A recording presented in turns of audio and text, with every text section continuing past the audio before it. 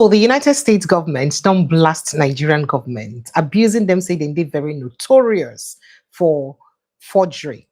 The Nigerian government is very notorious for forgery, and this an apparent excuse where the United States government they give as they explain the reason for stringent measures or visa measures for Nigerians. And this they very, very embarrassing. But people they say, is it embarrassing enough to pressure our leaders to do the right thing? Well, that's not what they say. Me and you no go fit answer for inside that question. But beyond that, other things that happen for inside the country. If you see the way the DSS today use come at Shawari, the way they use handle them, ah ah ah ah.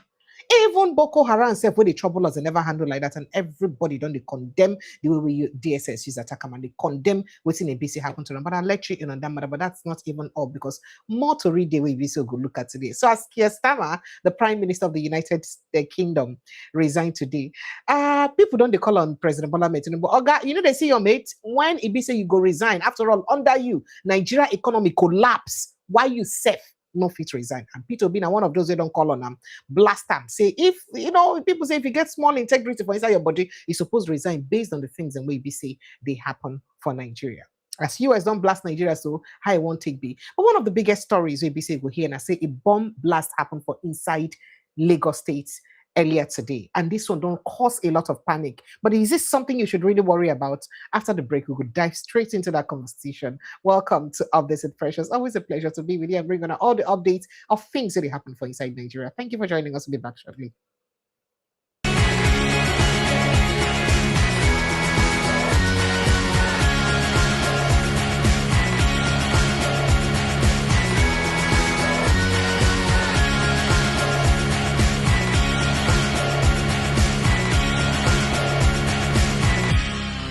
Good evening, Nigeria. Welcome to This is Precious. Another beautiful day to bring on an update of all the things where they share for inside that country, Nigeria.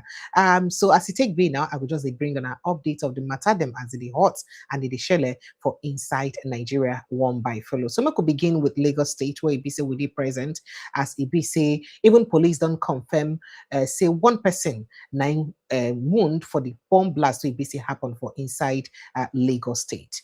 And they say the bomb blast as a result of what they look at, say, improvised explosive device. Now, ABC have now go read them from 2 different newspapers where ABC reports this matter. Or maybe I go even just take them further to 3 different newspapers so that I go see the different accounts of the different newspapers. And so all of them carry different headlines concerning them. And this says, police confirm explosion, 1 person injured at Lagos State. And then this says, bomb blast rocks Lagos market. That's according to Vanguard. It says, bomb blast rocks Lagos market. Police assure residents of safety so far. And then another paper carry and say panic as bomb explosion rocks Lagos State. We're not going to begin look at how these different papers then use presents the matter, and then of course I'll give you the account of the Lagos State Police Commissioner as he take address the matter as it take happen. Now with that issue, the Lagos State Police Command has confirmed an explosion suspected to have been caused by an improvised explosive device. In case you don't understand what an IED mean, now bomb way be said then carry hand make. All this type we say terrorism they use, we be say they use ambush as soldiers, and as soldiers then will come wound when they don't know when they plant the IEDs. Now, so they say it is suspected to have been caused by an improvised explosive device at a commercial area in Mushin, saying 1 person was injured in the incident. Now, the Commissioner of Police Lagos State, Mr. Fatai Tijani, gave the confirmation today, Monday, while speaking with journalists in the scene of incident at the shoe material market in Mushin. He said police officers, including explosive ordnance disposal EOD experts, were swiftly deployed after receiving reports of the explosion. Make us see another paper. According to Vanguard, he said, okay, let's see exactly how he puts it. So the Commissioner of Police in Lagos State, Mr. Fatai Tijani, has assured residents that a commercial area in Lagos State remains safe following a bomb explosion suspected to be an improvised explosive device, IED, which triggered brief panic in the area. Now, Tijani gave the assurance today, Monday, while addressing journalists at the scene of the incident at the shoe material market in Mushin after security operatives conducted a comprehensive sweep of the area. And then yet another paper also reports the same matter as panic gripped residents and traders in Mushin because there was a lot of scatter. You know now how people go use the shout and they worry when they see that kind of or hear that kind of bomb blast or experience that kind of blast around them. So panic gripped residents and traders in Mushin, Lagos State today, Monday, after suspected improvised explosive device IED explosion rocked the shoe materials market, causing confusion and temporary disruption in the busy commercial area. Now, the incident triggered a swift response from security operatives who cordoned off the area and deployed explosive ordnance disposal experts to comb the surroundings for possible additional threats, to check whether anything again will feel cause threats there. Now, the Lagos State Commissioner of Police, Mr. Fatai Tijani, later visited the scene and assured residents that the area remains safe following a thorough security sweep. So he said the police received reports of an explosion and immediately deployed an explosive ordnance disposal EOD team to secure the environment and to carry out detailed searches. Now, according to Mr. Fatai Tijani, preliminary investigation indicates that the explosion was caused by an improvised explosive device placed under a vehicle within the area. Did you hear that? This did not come from me. That is, then plant an IED bomb under a car around the area. Just so you understand, I didn't write this news. I'm reporting exactly what was written by other news outlets.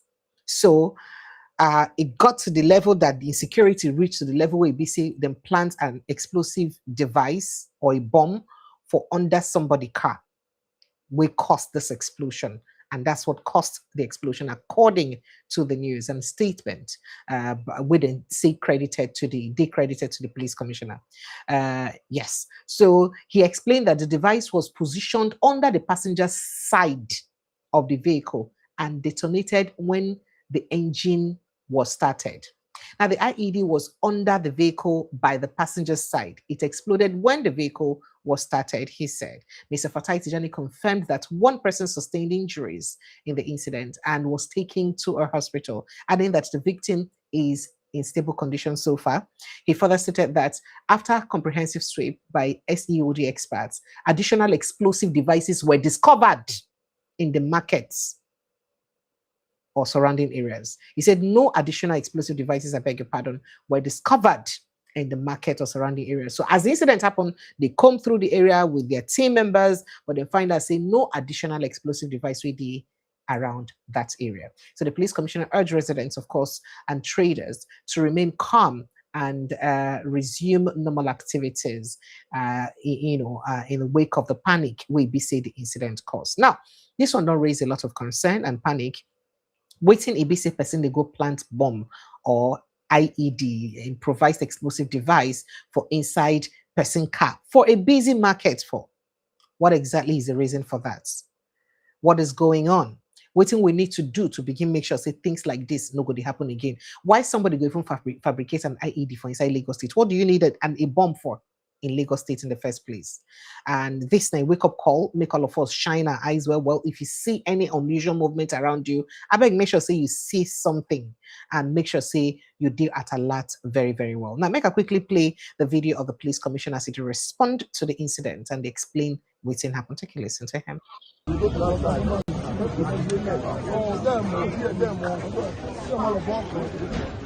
Anyhow, ìgbọ́n tí wọ́n bá rí tí wọ́n bá wà ṣúọ̀ ìgbọ́n tó wà ní ẹ̀kọ́ tó má lọ fọ́ ọ̀rọ̀ ní bó ṣe tèmi pọ̀ ìgbọ́n tó wà ní ìwà àmọ̀ràn tó wà ní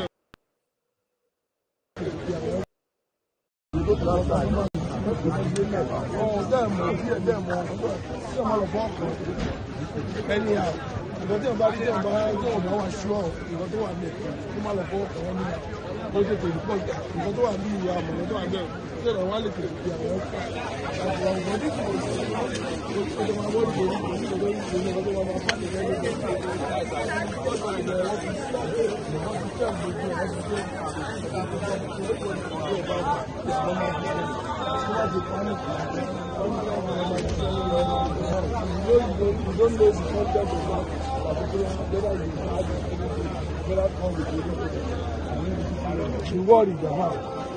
every year is free that means certified free of any explosive or something like that. So everybody can go buy their love for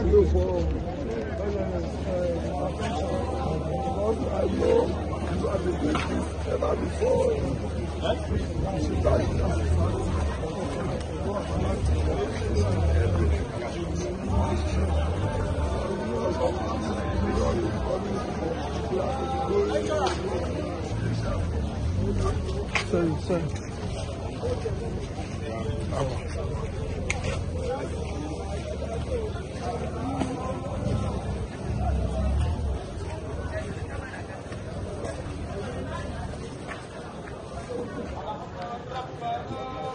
I guess that's the vehicle responsible and how the team used damage the passenger seat of that vehicle.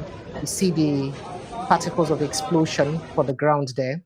Well, that's now the police commissioner for inside Lagos State as he explained exactly what happened for inside that incident. So please let's all be very, very, very careful out there. I beg you, let's be careful, let's be vigilant, let's be observant of our environment and our surroundings. I beg you, wherever you are, please stay safe, be careful. And if you see anybody where they do anything funny around your area where you do, person with just the unusual face, they monitor your environment, please say something and report to the authorities as fast and as soon as possible. In fact, as a matter of fact, I saw a video of a lady who accused a cart pusher where just he say, "Why you dey follow me? You follow me for the other road. You come follow me because of you. I follow another corner. You dey follow me. What are you following me for?" And all of that because she was observant to notice that this person has been trailing her for whatever reason. So please, let's try to be very observant, I beg, of our environment and our surrounding, because we're living in very, very funny times, and we don't know the interest and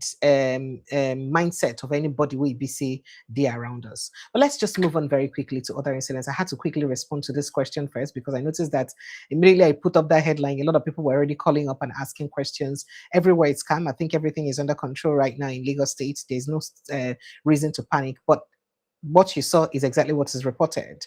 The police commissioner there explaining that the IED, the improvised explosive device, which is a bomb, was planted by the passenger seat of the vehicle. And as it just starts the engine, boom, it can explode and cause this kind of wahala. And thank God, so maybe now amateur IED safe, so the thing no cause serious explosion. Because if now something will be saying a strong IED, that car supposed scatter, pata safe. That car for scatter. The thing supposed affect the surrounding area safe. But as you see, it don't get much impact. So that one, nah, no be something serious. Nah, amateur explosive. And let's just thank God for what has that the fact that it wasn't so serious and it didn't have so much impact as people feared. So but let's move on very quickly. Benue government slams Emmanuel Jimmy for describing Governor Alia as this thing, demands direct apology. I wish I can play that video, but I can't play it. Now, the Benue State government has criticized former Speaker of the House of State, this Speaker of the Benue State House of Assembly, Right Honorable Emmanuel Jimmy, over his recent remarks describing Governor Hysen Alia as this thing terrorizing us. Ew, shame, a whole governor. You call him this thing, describing his subsequent apology as perfunctory and insufficient. Now, in a statement issued today, Monday, by the Chief Press Secretary, Governor Tereso Kola, the government said Jimmy's apology was not properly directed at the governor of the people of Benue State, insisting that it fell short of what is expected from a former public office holder. According to the statement, a sincere apology would have, well, that's their drama there. But describing a governor as this thing, hello, and they talk for this politics, so that's what they do. Kano government seals filling station near school over safety concerns. Great one. And then Lassa fever kills doctor, prompts emergency response in Benue State. And then moving on, the Ekiti election exposes serious danger to 2027 polls, according to analysts. And then ADC candidates reject Adamawa LG results, demand fresh poll.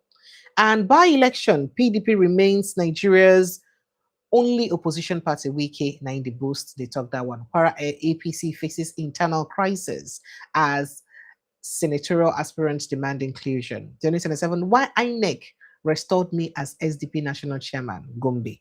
90 talk this one. Ha. Okay, oh, INEC, I don't understand what's going on. Well, Osun Accord rejects police meeting, demands arrest of alleged APC thugs. Say, those thugs and what cause the killing of people, arrest them first before they go any meeting. Will that ever happen? Well, Your guess is as good as mine. But let's move on very quickly. As Kano government seals filling station, I told you already. Peaceful, orderly. UK government congratulates INEC Governor Yebanji on the Kitty election. This same UK government, where they raise alarm over the level of vote buying, how many months they can't get now? But I'm coming. We get to that conversation. 80 motorcycles impounded in Umuahia, Aba, as enforcement of Abia government's ban begins. Zamfara government inaugurates panel to probe suspected poly rector over alleged misconduct. And Ohanese rejects Peter Obi's call for Tinubu's resignation. So let me let you know. You know, Peter Obi said, resign because what are you doing? But Ohanese said no. Now, Apex organization Ndibo, Hannes Ndibo, has berated presidential candidates of NDC, Peter Obi, for calling for the resignation of President Bola Ahmed Tinubu. Now, Hannes said he has taken cognizance of recent public commentary attributed to the former governor of Anambra State, Peter Obi, in which he allegedly called for the resignation of President Bola Ahmed Tinubu following political development in the United Kingdom involving the resignation of the Prime Minister Keir Starmer. Make I even look whether I could just get that tweet, to be tweet because it did good look at the talk since the way we did so that we will see him. Now, yeah. So the Pan Igbo group stated that it wished to clearly articulate its position on the matter to reaffirm its institutional stance on national unity and address matters of governance, development, and all of those issues. And I sure say a lot of people could wonder, say, who be this person? Which faction of Ohanese and they talk to some when the faction of Ohanese we they loyal to Mazi Ukichuku Isi Guzoro. Not be Senator Mbata on Ohanese. So you know, so Ohanese get two factions. And the two factions of Ohanese don't they function very, very, very strongly, one at a time. Since so, but most times the ones who they hear more from inside the media are the one where they loyal to this, now the Isi Guzoro own, where they loyal to Wiki, where people say, oh, now Wiki guys, 9 day in charge of this Ohanese, right? Some people they say, why be saying that this Ohanese they always come out can't talk for media? The other ones they don't get money to do media reports. They know if you come out can't talk for media, what's happen? Where then they need to talk rich. Why be saying that this one I say na be the illegal Ohanese, na this a be talk on top of media? But they said what they had to say, and they say, no, Peter B, you don't get any right to tell President Bola Ahmed Tinubu to resign. Now, speaking about Peter B asking or calling for the resignation of President Bola Ahmed Tinubu, you do know that Keir Starmer today resigned because of some assaulting policies or policies will be say backfire. We can cause hardship and some kind of pain, job losses for inside United Kingdom where people don't complain about. So as a result today, P2P put up a statement. Make I look that in tweet, make I read them out for now so that I'm going to see exactly as in use now writing with this. See the tweet, my handwriting with that's not be my handwriting. So let's look at the tweet. He said, owning up to leadership failures and political responsibility and the topic of voting in rights. He said, this morning, I listened to the Prime Minister's speech announcing his planned resignation in July. As a keen observer of global politics, my primary interest lies in examining what successful nations do right and the structural factors that cause others to lag or struggle with governance and development. Now, the Prime Minister's, let's see, so he said, the Prime Minister's planned resignation comes amid mounting public frustration over stagnant economy, a worsening cost of living crisis, and a perceived failure to honor key campaign pledges. Looking inward in our dear country, Nigeria, we can recall our own situation. Before 2015, our president on several occasions championed the call for the then president, Goodluck Ebele Jonathan, to resign over economic hardship and the insecurity affecting Nigerians. Now, during Chibok girls' kidnapping incident, he demanded the immediate resignation of President Goodluck Ebele Jonathan then, right? Arguing that the government had failed in its most fundamental duty of protecting lives and property under them, right? Okay. So let's see. I have to flip to the other page for you because you get to follow me read them very well. Make you hear what's in talk. And then, so moving on with the criticism. And then he further says, during the 2023 election campaign, President Bola Ahmed Tinubu made several promises, including improved electricity supply. Why he said, if I don't give you electricity in 4 years, don't vote me. It's true. Don't vote me. Right. but he never fulfilled them till today. Right. So that's what he mentioned. Nahina said he also challenged the electorate not to vote for him for second term if he failed to deliver on those commitments, particularly in improving stable power, fighting corruption, and improving the welfare of Nigerians. The statement further reads. Now, Peter B. further says, at present, however, these conditions have worsened. Electricity supply remains unreliable, worse in most parts of the country, better off in President Muhammad Buhari's administration, less expensive in that administration. And he says insecurity has intensified in many areas, including kidnappings, and economic hardship has deepened rather than eased. Similar concerns are reflected across other critical sectors such as security, infrastructure, transportation, and anti-corruption efforts, all of which have regressed. That is, then they carry back the worker backward. They need to go forward. We are in the worst possible condition, he stated. So, moving on, he said, I therefore join Nigerians of goodwill in calling for the resignation of the president over monumental failure in governance. Kai, monumental failure. Such a gesture would help enthrone a political culture rooted in accountability and responsibility rather than further entrenching impunity. It would also send a powerful message that public office is sacred and not an public office is sacred and sorry, let me quickly get that so I don't quote wrongly. Yeah, the public office is sacred and okay, the public office is sacred, not an entitlement, and help build a society in which future leaders understand that failure carries consequences. But for Nigeria, they carry consequences. Only by ending the culture of impunity can we secure a better future for the society and our children will inherit in a new Nigeria that is possible. So he said. So now this particular statement we be saying make now it be say Ohanis Indigbo, the Isiguzo faction, not like how dare you call for president to resign? How dare you call for him to resign? You don't say that. How would you call for a whole president of a country to resign? Because of what? Makagine, what did he does? How would you say that he should resign? But not only has P2B said that things are actually very hard under President Bola Ahmed Tinubu, I mean, there are others who have also stated that things are very, very hard under President Bola Ahmed Tinubu's administration. In fact, I think it was McCarthy right ahead. I said, let me look for that statement by McCarthy. So, former Kaduna State Governor Ahmed McCarthy has warned that Nigeria's worsening security situation is approaching a state of war, arguing that Bola Ahmed Tinubu's led government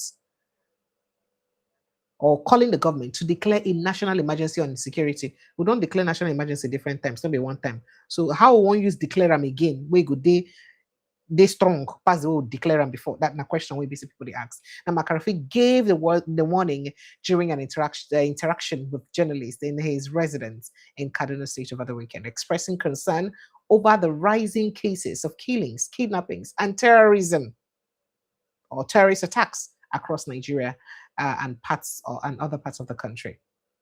So he said the way they now that the security situation in Nigeria is under that. In fact, say Nigeria's insecurity under your watch, Tinubu, is close to state of war. That's what they tell him. According to this former governor, he said the scale of insecurity has become too severe for government alone to handle, stressing that all stakeholders must come together, regardless of political differences, to confront the challenge. And he said the current situation is close to a state of war. We must come together and confront it as a nation and confront it as a national challenge. Well, not only that, I mean, you've had a situation where so many others have also called on President Bola Ahmed Tinubu to resign because of what happened. Okay, in fact, let me take this particular message. So, more fresh calls also arise for President Bola Ahmed Tinubu's resignation, or calls for his resignation have emerged across social media after the British Prime Minister's Keir Starmer's resignation announcement was made. Now, because of unpopular policies, of course, and declining public support. So, Stemmer's resignation, which comes less than 2 years after his Labour Party secured a landslide victory in the 2024 general election, has dominated global headlines. His decision followed sustained criticism over policy reversals, economic challenges, and internal party divisions. Now, including disappointing electoral performances that weakened confidence in his leadership. So not only is this a problem, really, what Nigerians say, you see, he noticed that instead of him to wait to make them vote him out, he did an honorable thing, and he do the honorable thing, come out, excuse himself, say, I don't mess up. Like I just come out and I know vex. But reacting to the developments, several Nigerians took to X, Twitter, Facebook, and other platforms across social media to compare Stemmer's decision with Tinubu's administration, arguing that Nigeria's economic situation has been more severe. In case you don't understand, make a break and down to you. So, why Stemmer resigned? Because of, say, the policies that Wayne do, back upon the things that Wayne do, no work out the way talk them, the way plan them, the promises that Wayne make, no plan work out the way you do, and things gonna be harder for people for inside Britain.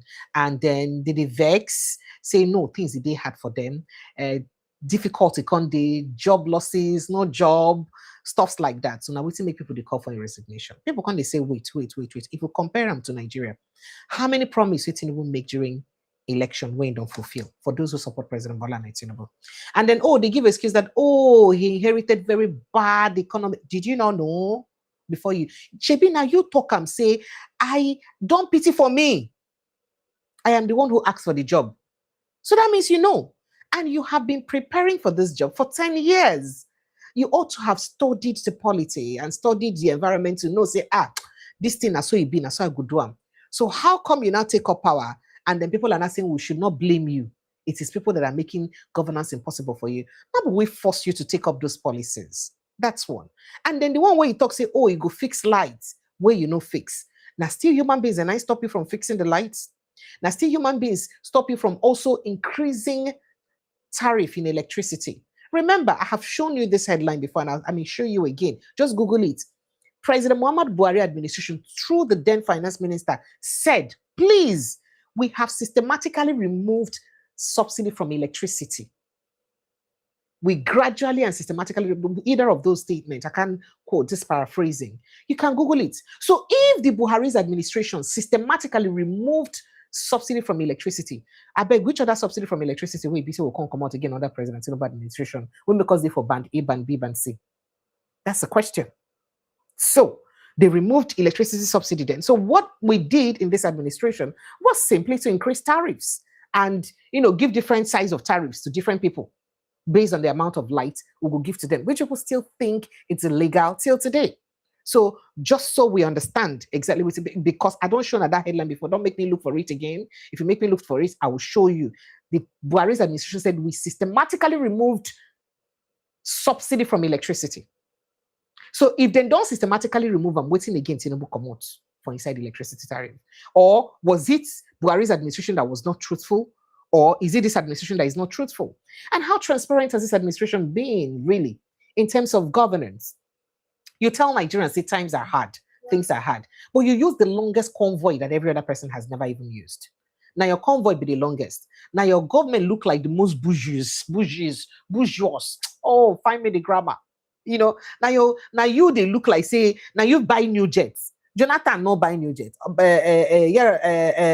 Buhari no buy new jets. But now you go buy new jets because if you don't want all the use things, no good. Meanwhile, for the US and other countries, and what would they copy you? They use their presidential jets then. They never see need to change it. But now we, even at the time when you know that your policies are not very friendly, people friendly, but you still thought of your own safety first to buying new jets. And not just that you bought a new jet and said, okay, let me sell off those old ones that are not working well. No, we still maintain the other ones then. So the cost for us to maintain all those jets. Oh, now inside Nigerians their money. Now you still talk, say, I go reduce the size of my convoy anytime where I want travel, or people where they follow me. Now you still they use plenty of people they travel when you want travel. Not be Nigerians the first you made they talk this one so. Now you go still talk up. Now you go still do against what you talk. And people will go support you and go say, are we not seeing what we're doing? And for those who come and tell us that, Our foreign reserve don't increase since President Bola Ahmed Tinubu's administration. You didn't whine? Did you see the terms and conditions of the loan we're supposed to take from UAE? Will make Nigerians they complain. So we needed the foreign reserve to be high by certain amounts so that it go fit help us attract those loans. So that means that the foreign reserve being high, it's not actually because we were doing good thing or the government is doing good for Nigeria. It's because we need it to remain at a certain level so that it will help us attract good loans. There you go. Please go and read the terms and conditions of that United Arab Emirates, that UAE loan, where people just come up recently. So what are we talking about? So if this administration don't actually do worse to Nigerians, don't actually, I don't even want to talk about the insecurity, because just like Zachary talked on Saturday, just about one school kidnap that happened during Jonathan administration. We had, a couple of them in Buhari's administration, but worse has happened. If you, according to waiting P2B right, could call on President Bola and Jonathan to resign because of one school kidnap, worse don't happen under your watch. In fact, that one safe, now secondary school people, this one including nursery school, toddlers, have been kidnapped. Some of them don't die, not just in school, including in churches. We don't even forget about the church's own. How many church kidnap will happen during Jonathan time? And then they talk about them when they bomb churches, because that one still don't happen yet too. The Christmas Eve church bombing too, we kill a lot of people. So if we want to talk about that one, it don't still happen here. But we'll talk about go to church, kidnap both granny or old or young. It's happened in this administration. So if we had more of these incidences happen in this administration, why shouldn't he also resign? Because there's more things, more hard things, difficult to them befall Nigerians under your administration than waiting before the British people under the administration of Keir Starmer. And he could have the honor to say, I'm resigning. Why should you not have the honor to also resign? That's exactly what Nigerians are saying. I wish I can go on and on before I go talk now and I go come after me. We're just saying the truth. And for those who think that we're just being hard on the president in criticizing him, no. I not go feel criticize Atiku Abubakar, not being the president. Ain't no get power to do anything. Not being the president, not being appoint the military chiefs. How can you maintain military chiefs that you've seen that haven't performed well?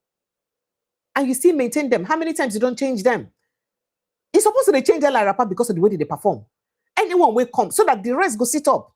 Anyone will come when no show signs say you go feel handle the stuff squarely. You change them, move on to another one so that the rest of them go serious. When they know say, if I don't work well, I go lose my job.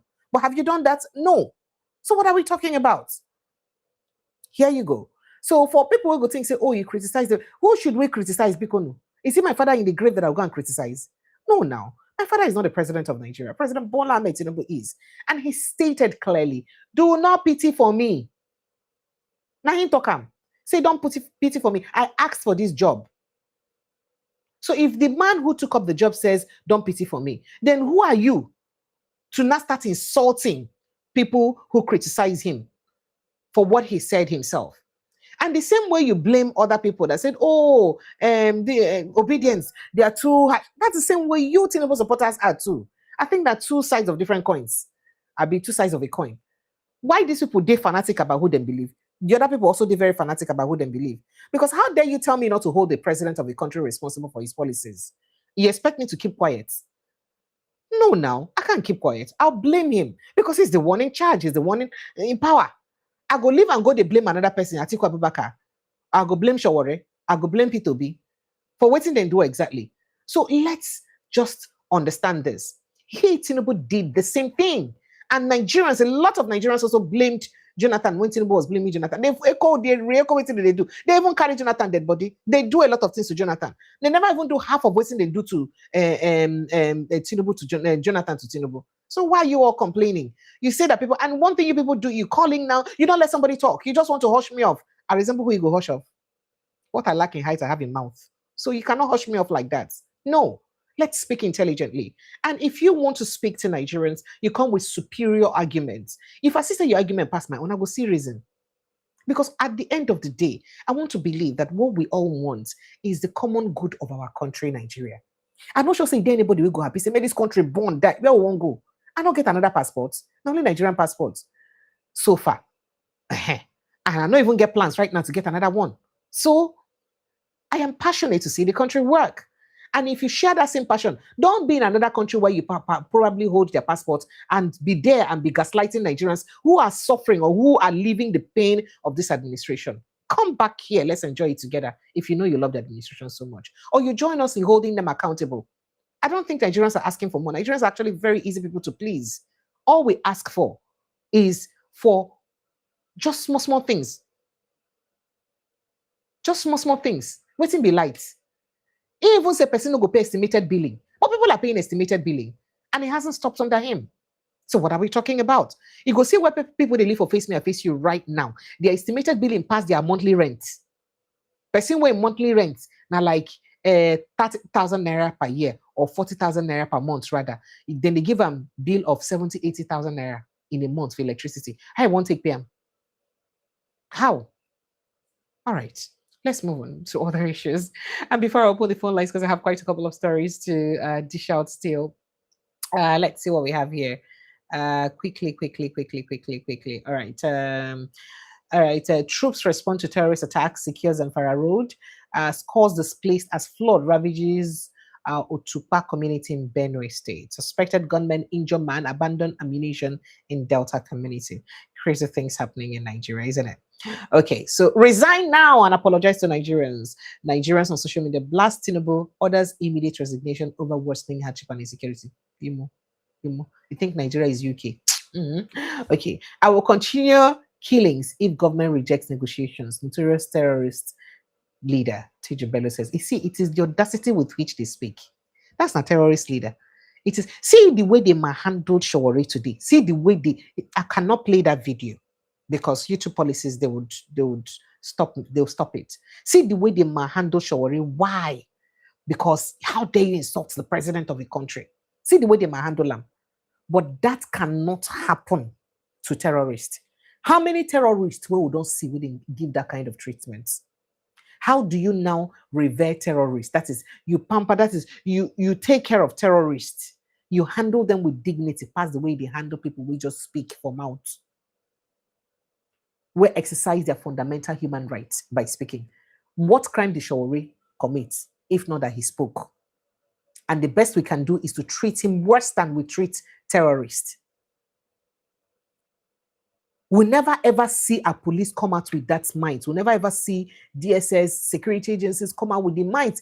The same might that they use attack people where they say they criticize anybody in government or politicians. We'll never see them come out with that same might to criticize against people where they cause us pain, people where they kill people in their numbers. And then people still think it's okay, and Nigerians should not call the president out for that. It's unfair now. If you look at that treatment of Shawari today, you would almost cry. What was his crime? For speaking up. That na Shawari, na Yoruba man. God bless him, make it be a chukudi, na do that thing. You go see saying he won't go worse past like that. That is even a Shawari. Make it be a chukudi. With the way we don't turn ethnicity and tribalism for this our country. Make it just be a chukudi. Go see say he won't go worse past that one will happen to Shawari. It is really very sad. All right, so moving on. Okay, let's see. Probably recorded. Okay, so yes, terrorist leader Teju Bello has reportedly vowed, he swear to in God, to continue violent attacks. That is, continue killing government, Nigerians rather, if government refuses to engage in negotiations with his group, according to video circulating on social media. Excuse me, please. I can't play that video. I wish I could. Well, in the footage reportedly recorded in Hausa on 20th of June, which was day before yesterday on Saturday, a masked man believed to be Teju Bello is seen speaking alongside armed men dressed in military style camouflage. That's why I can't play, because of the arms and all that. I can't. Now, the speaker claimed responsibility for recent attacks on security operatives in part of Zamfara State. Remember, it was just the ambush at security men, plant explosive devices within the where they explode when they try to pass, and a lot of them don't die because of that incident. Teju Bello, they take responsibility for them. He said that the attacks were in retaliation of what he described as the killings of innocent people and the seizure of livestock in several communities across the region.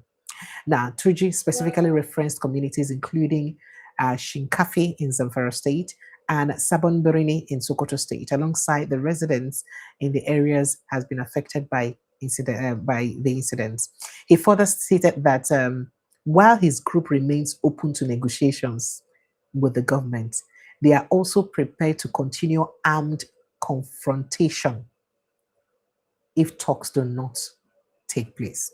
The speaker added that his fighters had successfully carried out retaliatory operations, insisting that their actions were response to what he described as ongoing aggression.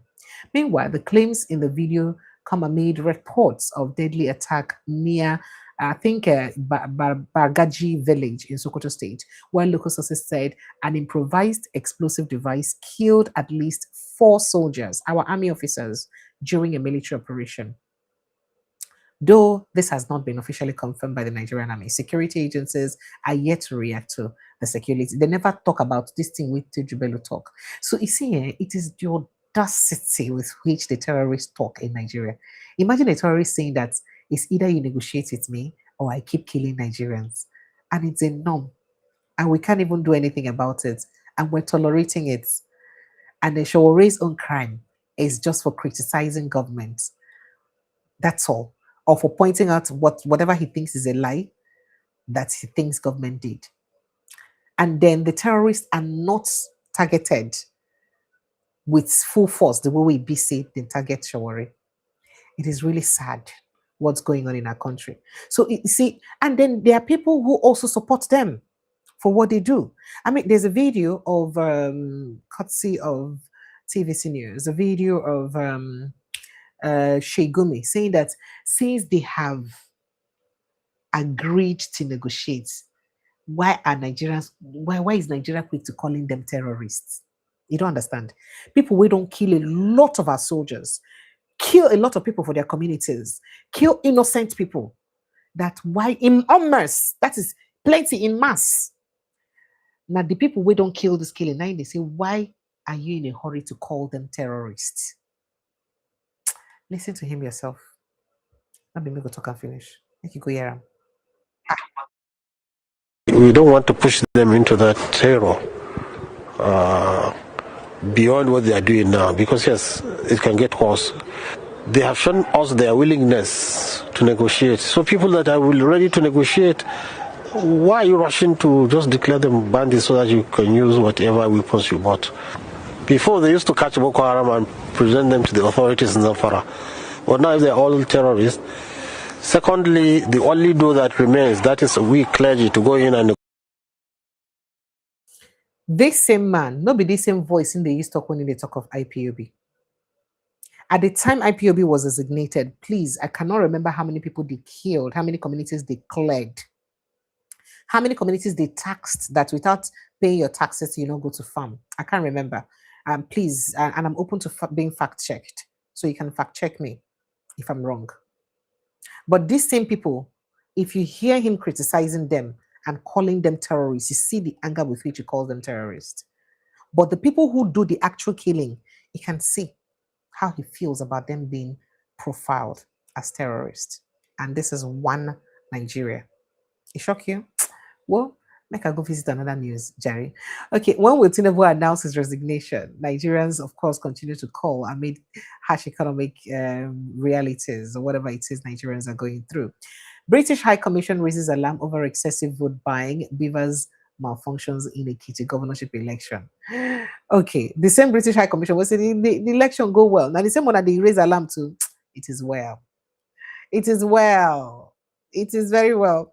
So, of course, in a statement issued from Abuja on June 22, today, 2026, the High Commission, that was yesterday, we're already in a new day, the High Commission commended voters in Ekiti State for their participation in the election and for demonstrating commitment to democratic process, while also congratulating Governor Yebanje, of course, of the All Progressives Congress for his re-election. It noted that the election was conducted under the framework of Electoral Act 2025, describing it as the first major electoral test of the new legal operational guidelines introduced by the Independent National Electoral Commission.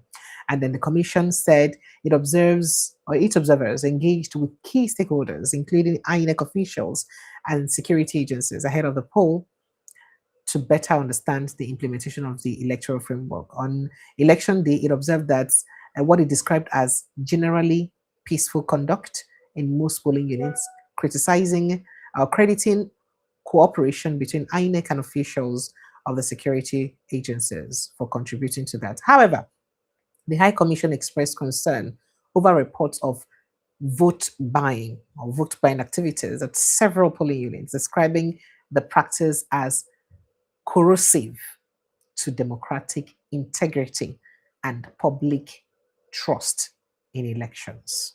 So they stated. Shameful, ain't it? Okay, let's move on very quickly. Terrorist abducts wife and son of APC chairman in Kebbi State in a midnight attack.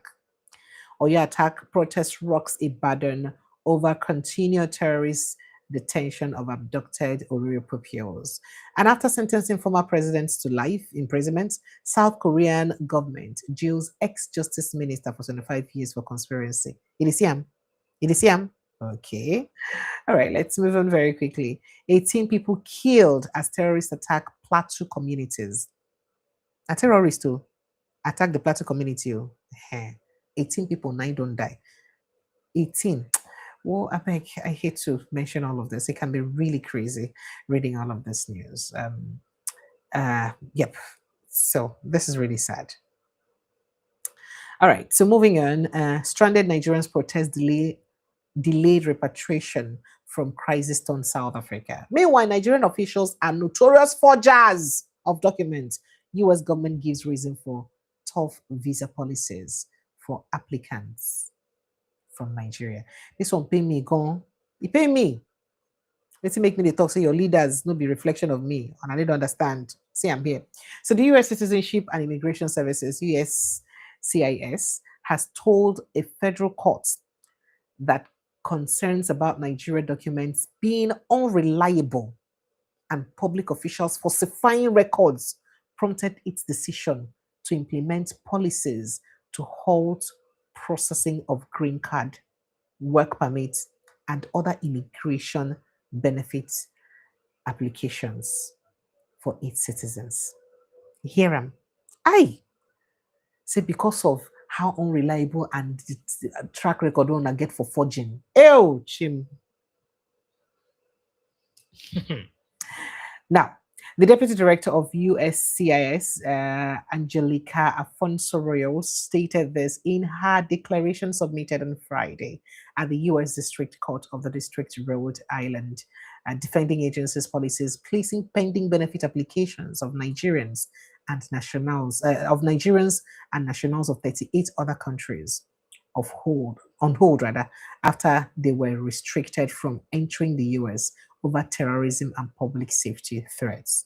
Now, USCIS said it was important that officials place an adjudicative hold on all pending benefits or such requests submitted by or for aliens from the high-risk countries after President Donald Trump's December 2025 and January 2026 proclamation. So bottom line, one of the example we didn't give, they said on our countries, on our country particularly, get tendency to forge things and I'm waiting make it be say, then they act like that. I am worried. Well, Nigeria's phone lines are open. Let me quickly open phone lines so I can let you jump in the conversation. Let me see if I can quickly brush up on other headlines too, very quickly. Just in, Peter Obi calls for Tinubu's resignation, citing unprecedented hardship and unfulfilled campaign promises. Okay, and then those who say vote can't rescue Nigerians are manipulators. So he said, Igbos don't sell their votes. Only Yorubas do so. I don't want to go there. Isaac Farishin, and they talk that one. And then Atiku presidential bid hit stumbling block as ADC stalwarts threaten legal action and withdrawal of support if ex-VP fails to replace Amechi as running mate. Social activist calls for Gumi's arrest to be designated as terrorist after controversial Islamic cleric faults Nigerians for calling bandits terrorists and enemies of Nigeria over that video I just played. Wow. And then 2027, let's see. Fear in Niger communities as heavily armed Lakurawa terrorists move freely in the place. And I did tell you of some things that happened to Moyele Shawari today. Prison officials arrive at Abuja court to take Shawari to Kuje Correctional Center for DSS violent arrests. And let me just show you a little bit of excerpt of that conversation. So you take. I can't play the other one, the initial one, where that tax. Revolution! Now! Revolution! Now! Revolution! Now! Calm down, calm down. Calm down. Okay, I hope all the people they broke my left hand. The things that they took from me, your people, I hope you are Your glass is number one. I saw when they picked it up. Okay. Over there. Hey, come on. No. Okay, calm down and go to this. Wait, relax. Press. Let's go. No door. Let's go. Relax. Allow the leader. He's in the custody of Correctional center. That's what we wanted to hear. That's what we wanted to hear.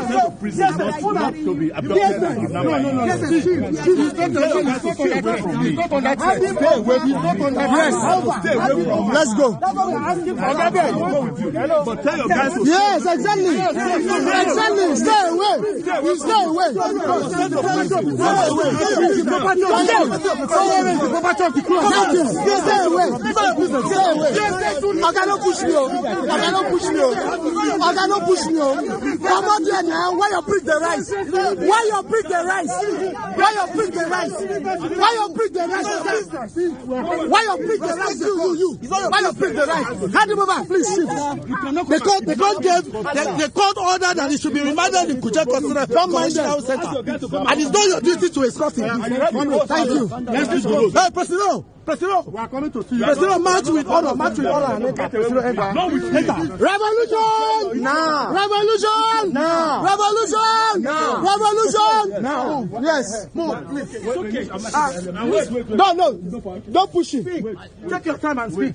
When you are people steal billions to prison, you put them in a van.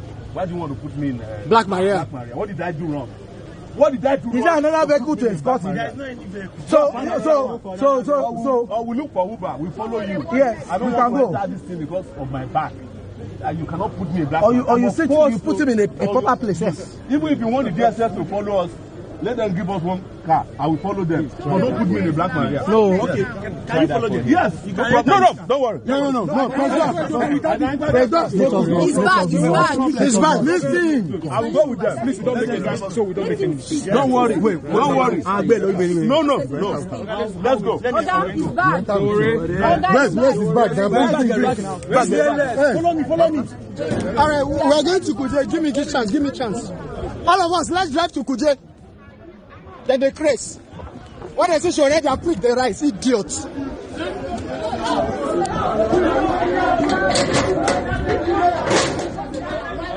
Give me the key. Sorry. Kuje, give me key. I will go Kuje. No, Shore no go enter Black Maria. He has insisted he will not go inside Black Maria. So he admitted to go in the DSS vehicle to Kuje. Hold on, listen. He chose that he will not drive in the Black Maria. Okay. So we now will go escort. Okay. So where is the DSS vehicle? See, it's behind. It's behind you. It's no worry, we will move together.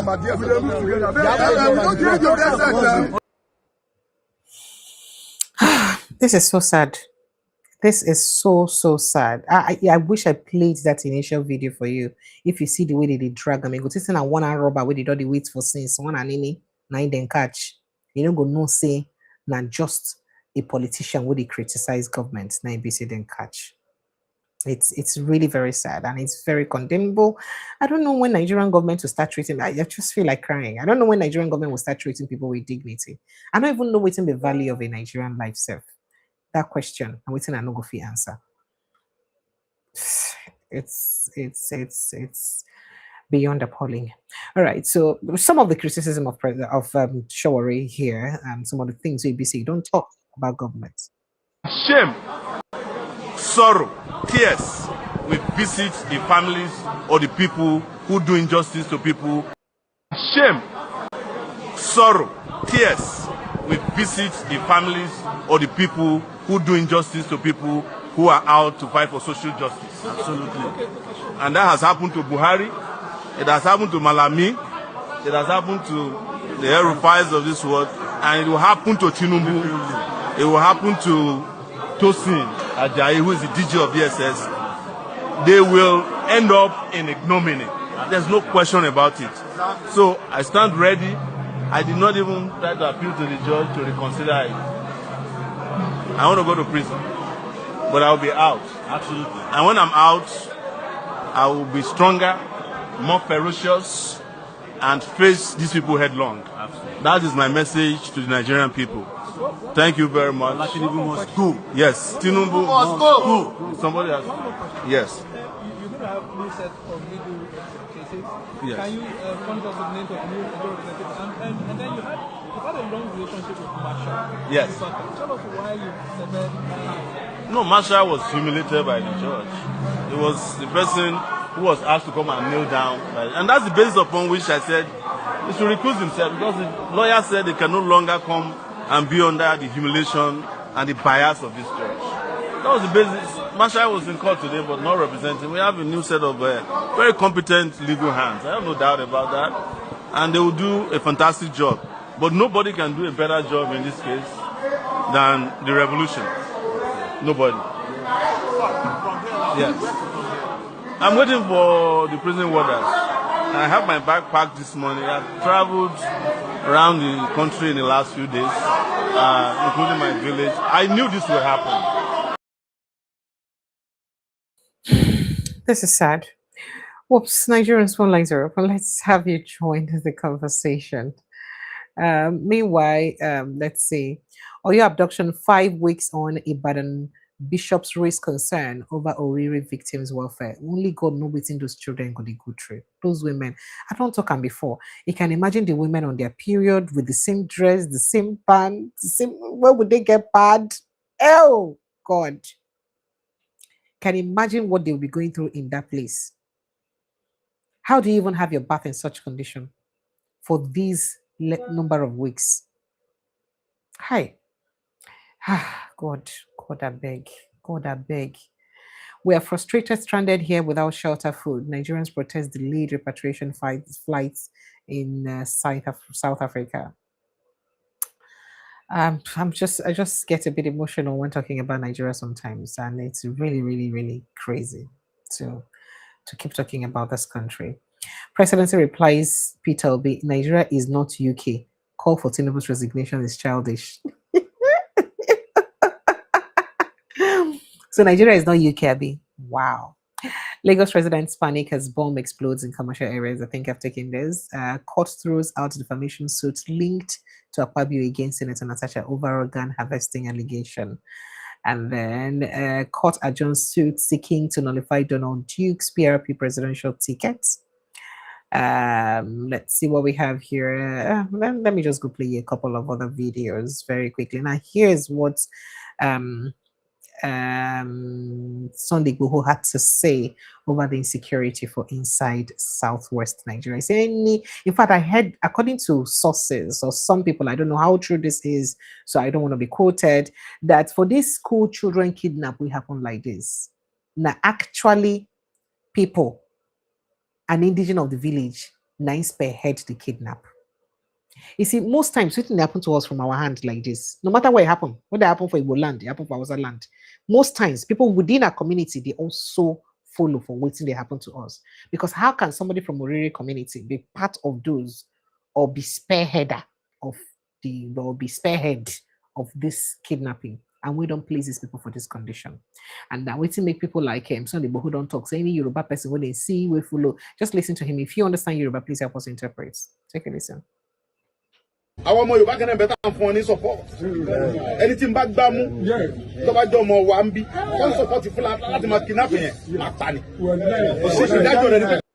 Okay, so here he said that any Yoruba son he sees or Yoruba person he sees supporting Fulanis in the kidnappings, that he will kill that person. If I heard correctly, but I don't speak Yoruba, not even fluently, so I don't know if my understanding is correct of what he said, but that's what he said. And people are saying, oh wow, he will kill him. Then what's be the difference between waiting they talk now, waiting and the cannot talk and make them call him terrorists? You will keep person, we support people. But what's be the difference? But then others are saying that this is a good way so that people will understand that they must protect their own. First of all, take a listen to the rest of that conversation. Anybody tó bá jọ mọ̀ gbòó tó bá support ìfúnra tó jọ dín ẹgbẹ́ èyí náà wo wọ́n dín ẹgbẹ́ torítorí ẹni tó wá gbé owó lọ tó ní kó gbówó wá wọ́n wá pa olóyè nílùú wa ń bí nílùú Ìgbòho kò gbọ́dọ̀ ṣẹlẹ̀ àwọn tó jí gbé yìí 2 hours ló fún ọkọ gbé wọn wá tí wọ́n bá gbé wọn wá wọn ò ní ṣe bẹ́ẹ̀ mọ́ láyé ó ti jẹ́ ní ẹ̀sọ́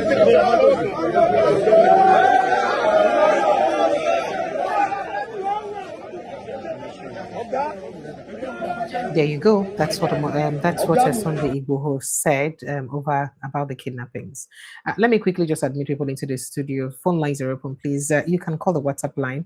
I'm sorry I wasn't able to do messages to you today. 0817029477, or you click on the link on the pin post and join the studio very quickly. Now, some construction workers we hear they construct for somewhere, one of these areas, and they found some wads of dollar notes for inside the construction site. See them. Life yìí la sí ó kún bẹ́ẹ̀ o àlọ́túlé ni o sórí so ń bá wo. So now people call, they tell them Nigerians, so for comment section say, how dare you privilege it? God don't butter on a bread and I'm going to expose this kind of bread. You got butter like this. PSS go come find on now and I go return the money. God just removed it from poverty. You can imagine the bundles, worth of dollar like that, $100 notes. Apparently, the money where person thief hide like that. Maybe you don't forget them. Maybe you don't. That is the level at which you are in this country. Because who go make legitimate money, hide them like that in cash? That's not a question where busy people they ask. Well, it had well, but just before we go, while we're complaining about MC, I think it's you who complained about the woman where you say maltreat a child, that boy treat them anyhow. Yeah. Bonham. Yeah. There's another story of another woman who got a 5-year-old as a house help. Say the kid meat for inside soup. 5-year-old. You know waiting. She boiled hot water, soaked the pikin hand inside the hot water, and left the wound to rot in the hand. They had to amputate the hand. What? Let me show you a video of it. That's it.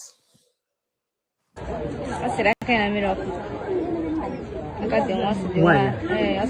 That's the child that carried. They had to blow her because she's a child. 5-year-old. That's the child. 5-year-old. For person to carry her.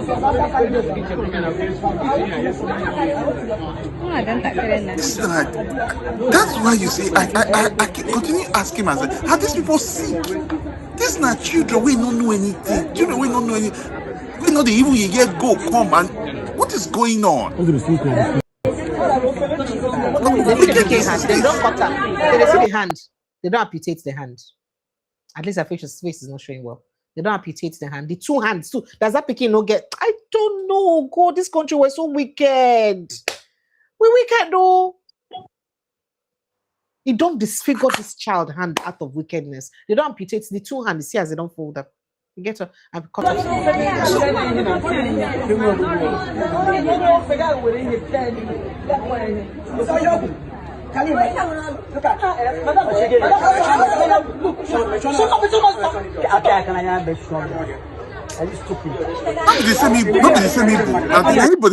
don't talk and say Igbo women no go fit. If you like, you guys should come and slap me through the phone. Igbo women cannot do without this allegation because 90 or at least 70 out of 100 of this kind of allegation, they come from Igbo women. I don't know why.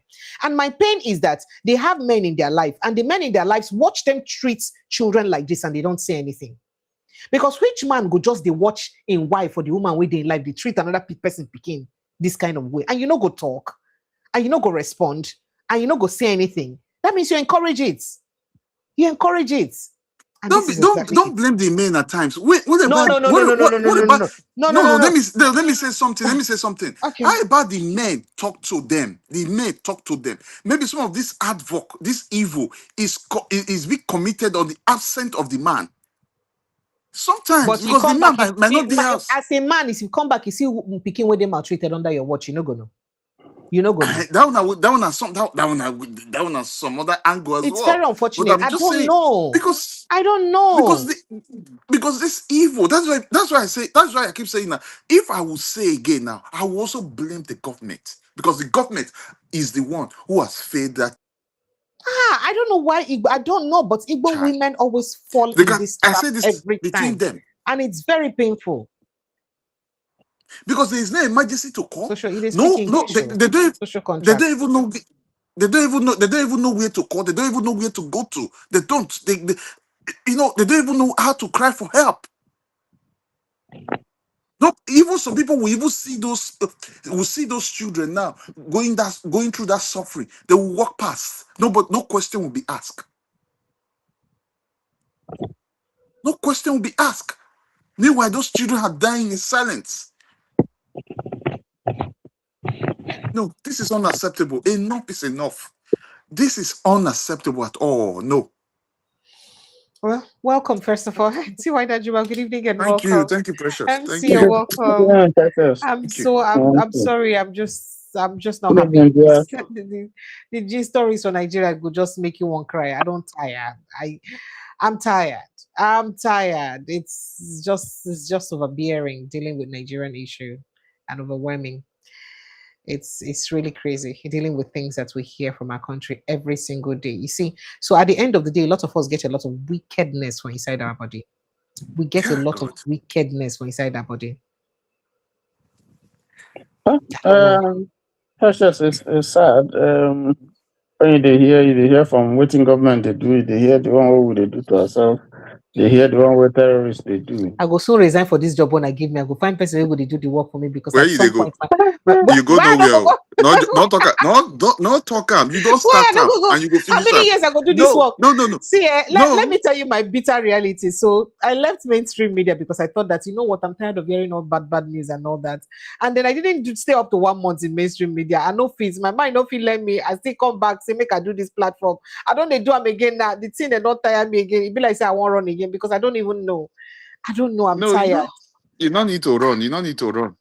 I even surprised that you never even hear. It gets some. Tell what that I don't think the news don't reach this on the side. You know, America they pursue Africans, pursue everybody they give document to. Canada don't start their own. It gets some dozens of people with they give. You know the certificate where they give you before they give you passport. Eh? Go See what ahead. that Juma? The certificate where they give you before they will give you passport. It gets some new ones with the issue. Some dozens of people with the issue all those things too. Resident permit. Not the residents, No, not be the the resident passport. permit. There's a certificate they give to you before they will give you passport. Okay, To say you don't naturalization. become citizen. Yes, if you say you don't become it gets some Naturalization. dozens, some dozens one with the issue out now. Do you know that Canada is calling them back? May they bring all of them back. They say they want review them. May they bring them back. It's a I be the document now. latest. If they give you, they can withdraw it. Even your passport, Yeah, they can because it withdraw it. gets some sets. It just gets some set of people we come in. Some of those sets will be say qualify with those they so I don't know what thing happen. Now say you see these people, they don't still go disgrace themselves. No, but So even here, Trump has is planning to denaturalize some people who already don't get citizenship. So I think I saw the news last week. But the point is, this is what they're saying. East or west, home is the best. Those of us who are staying here, you think that because you are a citizen, therefore you can do anyhow or behave anyhow. Times are changing. They can tell you go back to your country and take away the thing from you, and then send you back. So there are strange things that are happening now. So everybody is So it's you just see very, why very all of careful. us should come together and work for the good of this country. No be That is that say if the country better, and all of us is better for because the fact say you that die abroad no mean say you go remain there forever. Oh. that If is they the pursue point. you, now see here you That go is come back to. So that is the not gonna they point. do like SAS on a day there, you don't be. The rest of us can go No, to but hell. that is why we're speaking. Not be every Nigerian nine where they abroad nine they come platform this. Some will tell you say I'm done. I know, the reason why we are speaking here every day is because We still feel this attachment, no matter who we are. We still have the Nigerian blood in us. We still have relations there. Some of us have investments back home, and we still feel affiliation to our country of nativity. So and some of us want to retire, come back home. So that's why we're interested in what is happening in Nigeria. That's why we bring our children home, we bring our wives home, we teach them the language, teach them the culture, attend traditional meetings here, and so on. So some are lost. They never want to hear about Nigeria. They don't want to have anything to do with Nigeria. But that's their own this thing. And you don't blame them. Sometimes when you hear the kind of things that are happening, some of them will not, particularly those who haven't traveled for a long time, and they hear this kind of news every day. They tune to the news, all the things they are hearing, things they never heard before happen. Like this news where they give now about this woman will do this thing to a little child, we not even know anything. You would think that, maybe you're not being child, they pick the child somewhere. But we have seen women, men, selling their kids, their own kids, for money, selling them away, their own kids. They sell them. So the country has gone so bad. And it's not just Igbo women, although we've seen this thing happen a lot of the times from the southeast. It's not just these are reported cases that you see, but it's because the thing in the village has gone down. Because before, the sanctions in the village, if a woman does this kind of a thing in a traditional setting, in the village, that woman, that's the end of her. They go even vanish. They go even vanish some of They go them that banish time. and even banish the family. Or they go carry and go you front of this thing. They go place cost where they go place on them is done. So the values have broken down completely. Nobody wants to know. Nobody, in fact, even parents themselves, they collude. I mean, can you imagine you come back from abroad on a visit, now your own brother, somebody from your own house go take kidnapper, say you don't come here and go take money from him. See what Najuma, you see what I still feel sometimes. Because I feel that the law is not there to checkmate them. You're getting my point. When you get something, when they perpetrate violence towards person, and say if you do this thing, that's a violence they go use them towards you. But you go be careful as well. Because some of them get this idea, say, if you do this thing, nothing will happen. If you do me anything.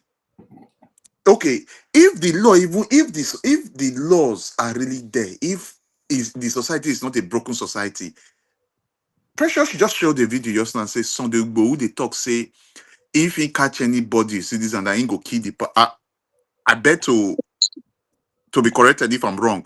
I be what he say he talk just now be that. No, now So what you talk? imagine You say if you see for this town winning day or Yoruba land winning day, if you see any Yoruba person, we go collude, either go collude, make them kidnap the fellow Yoruba person for Yoruba land, or saying go kill her. Besides, they also talk say, can you imagine a situation where someone they kidnap maybe in relation, they carry money go, they also kidnap them. Say it can't okay. happen again. So you see that kind of a statement. If it's a place where government function, there is rule, there is a law and order. It was supposed to. You see that only that statement alone when you make, it will be picked up. Are you getting my point? Because you are not you're not the one to be the judge and the jury. That's why we have the court of law. If those persons are found wanting and they are found culprit, as in is guilty, it will go in for it. No, Right? no. You see, look at what I think it was Fidel Castro. I'm not quoting him rightly. It says in a state where illegality thrives, it will be insane. It will be insane to behave legally. That is why I use the word. That is why I use the So, word so, a face so system. where you find the jungle where there's no law in the jungle now. Where you have The systems are not there to protect you. People they But kill, they carry gun. So what? there is not. All What do I you right. don't want to say do? Okay. I don't say anything wrong with what you're saying. All right. You gotta All right. scroll it Thank you. down two So times. Don't you very see very this quickly, one? Mr. Obison, are you talking to us? Please kindly mute up if you're not Oh, talking to sorry us. then. So very quickly, I'd like to say thank you to CJOJ. Thank you. We should be talking about abuse. Same way one young man who was caught beating his brother's wife, like so heavily, has been arrested in Umuahia. But let me quickly respond to who's this now? E-commerce 39. You said, so Precious, you're exempting yourself from Igbo women. Onye what? Onye riri. Okay. It's always very easy for you guys to throw jabs at the Igbo at every slightest opportunity. I'm exiting your channel. Thank you. Thank you so much for this message. You see, I would have your time. Even if the person who commits this crime is from my village, I will talk about it and abuse the people of my village for condoning this thing. So you cannot tell me because an Igbo person committed a crime or is doing something rubbish, a crime that is always, have I not said it before, that most times when you hear news of this particular offense or crime, most times, 70 to 80% of the time, if not 90% of the time, na Igbo women is associated with. Did I mention Igbo men? I said Igbo women. Where I blame the men now, where the men in the lives of these women? Because most of them are married women with their own children. At least they don't impregnate themselves. They have men in their lives who live in the houses with them. So how come they need to see within their wives or their women they do to other children? So because an Igbo woman does something wrong, I shouldn't talk about it. And why should this kind of thing be even prominent in a particular place? Yes, we know that character trait is not tribal, it's not ethnic, it's not religious, but we see some character traits a bit more dominant in some areas than the other. Just like this particular one. Maybe not just the news, they carry on more for Igbo people. But we hear most of this thing happen several times around the globe. So many way happen recently. I can tell you more than 10 of them. All 10 of them are Igbo. This recent time, all 10 of them. So because it's happening and it is Igbo people, and I shouldn't call out evil so that I don't hurt your feelings, I'm sorry, baby. I'll hurt it. Like, but women, they do, and they know good. It's devilish. You don't carry someone's child to punish the child. Please, if you know you don't have the capacity and sympathy to treat person picking like your own, don't do it. Don't carry. I've had people's children live with me. Yeah, Precious, I'm with you on. I've had people's children live with my mother, and I have seen how my mother. We didn't even know that the people living with us were not our immediate sibling. We didn't even know until a very long time.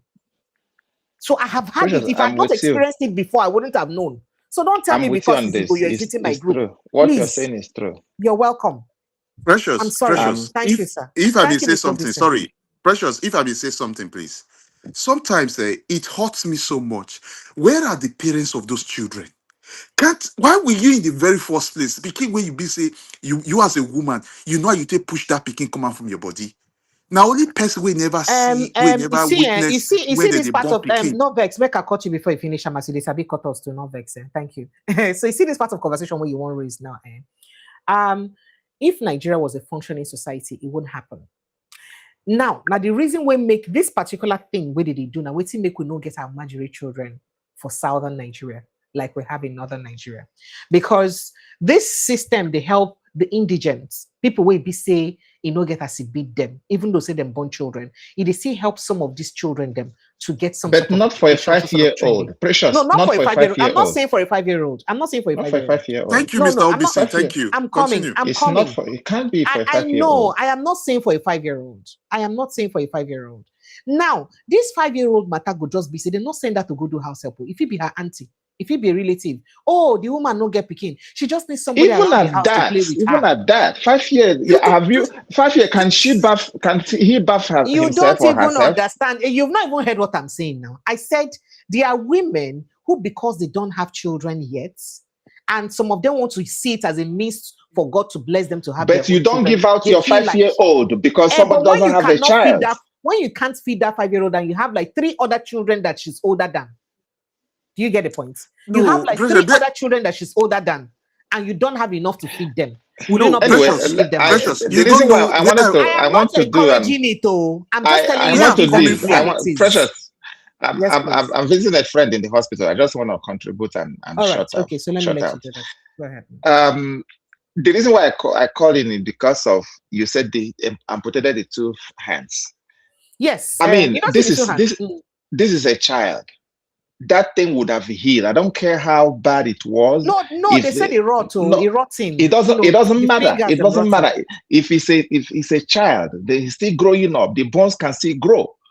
All the hospital would have done, if it was a good hospital, they know what they would have done. I am sorry, Mr. Bishop, for cutting you, but Nigerian, I'm not saying this, please, but Nigerians have complained so much about the quickness of Nigerian hospitals in amputating people. They do and well. I mean, it's too wrong. Not just for children, for including adults. I know.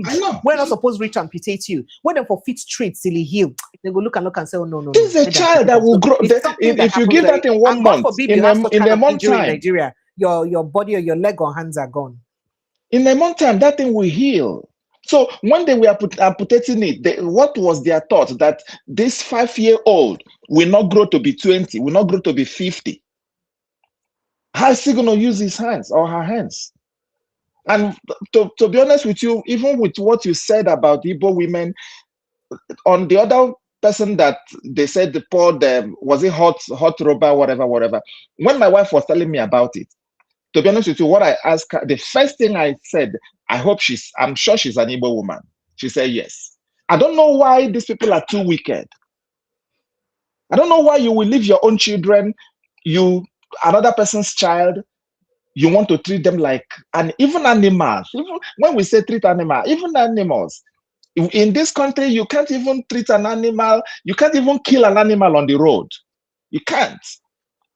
If you're passing on the road and you see a dog passing, you will stop for the dog to pass. Honestly. All right. If you see a dog, odogoma, I think that's what we call it, odogoma, passing on the road, you stop for it because they're too lazy. They walk like their papa get the world. You allow them to pass. You dare not to run over them. Somebody will call police on you and you go in for it. So why treat a human being? And you are a woman, whether you are looking for a child or you have had your own children, I mean, people are heartless. No, it's painful. People are heartless. And for that hospital that amputated those hands, they are the most wicked. I don't care how rotten the hands are. This is a 5-year-old, 5 years. That in the next 1 month, if you bandage those hands, they will grow up, they will heal. What kind of nonsense is this? And that is why I, for one, know, Precious in you, I am against bringing a child to this world if you're not capable, if you cannot do everything within your means to provide for that child. I am against it. Not be everybody God designed to born picking.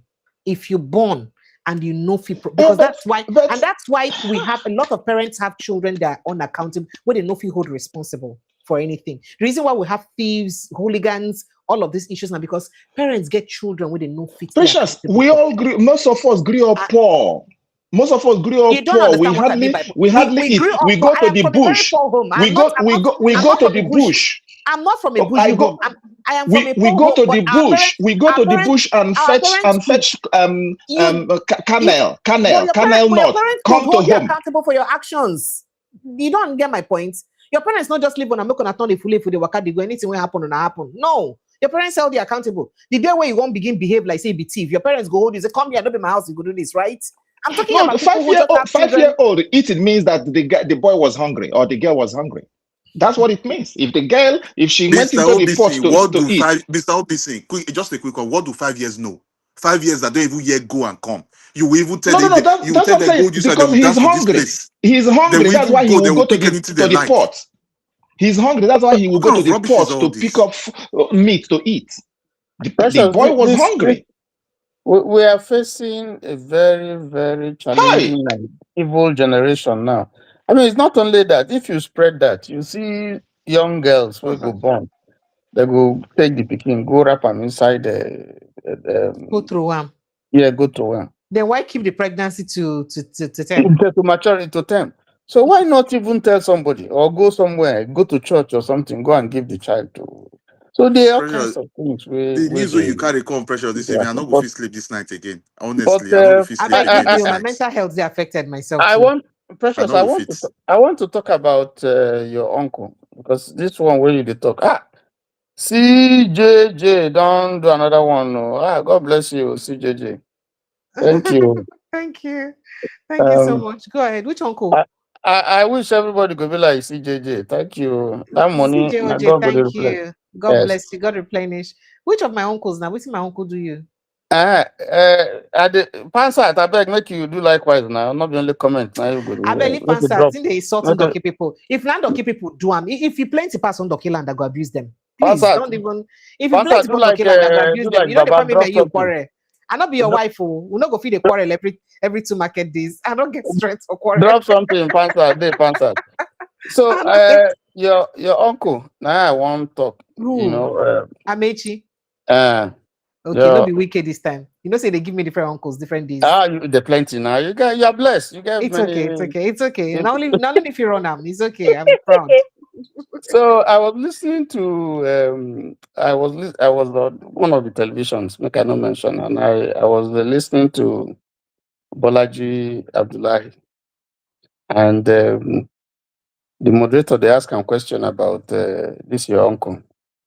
Say, say now that same platform now you go where they want the person say don't mention, don't talk about Call vice GP. presidency. Don't talk. Yes, Okay. if na vice president make I come out here, don't. That one be like say it's see vision because as they look the man, it be like saying a born again Christian. You don't see vision. They tell Amechi down.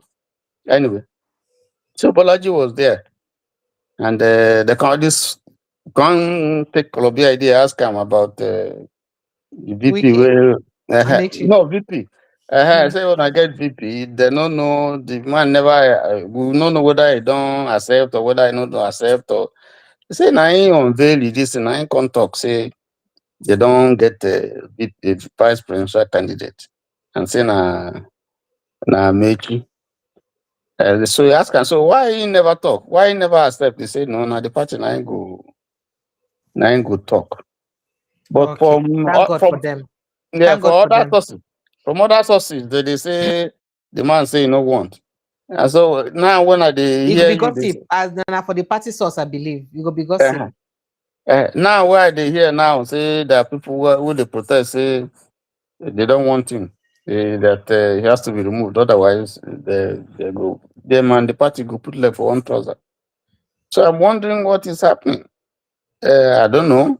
So we're all in the dark. Whether Amici accept, whether I no accept, um, we don't know yet what is happening. And then for the IED where they explode, it be like see this now new. They were doing it I'm before telling you, when they this is started. very worrisome. Yes, this is even most dangerous because nobody is safe. Because you can't tell. If you park your car somewhere, next thing person don't implant something Yes, under your yes, car, you know go know. particularly here where we know the vigilant. It can be in the church, it can be in the public gathering, it can be. That's the most dangerous.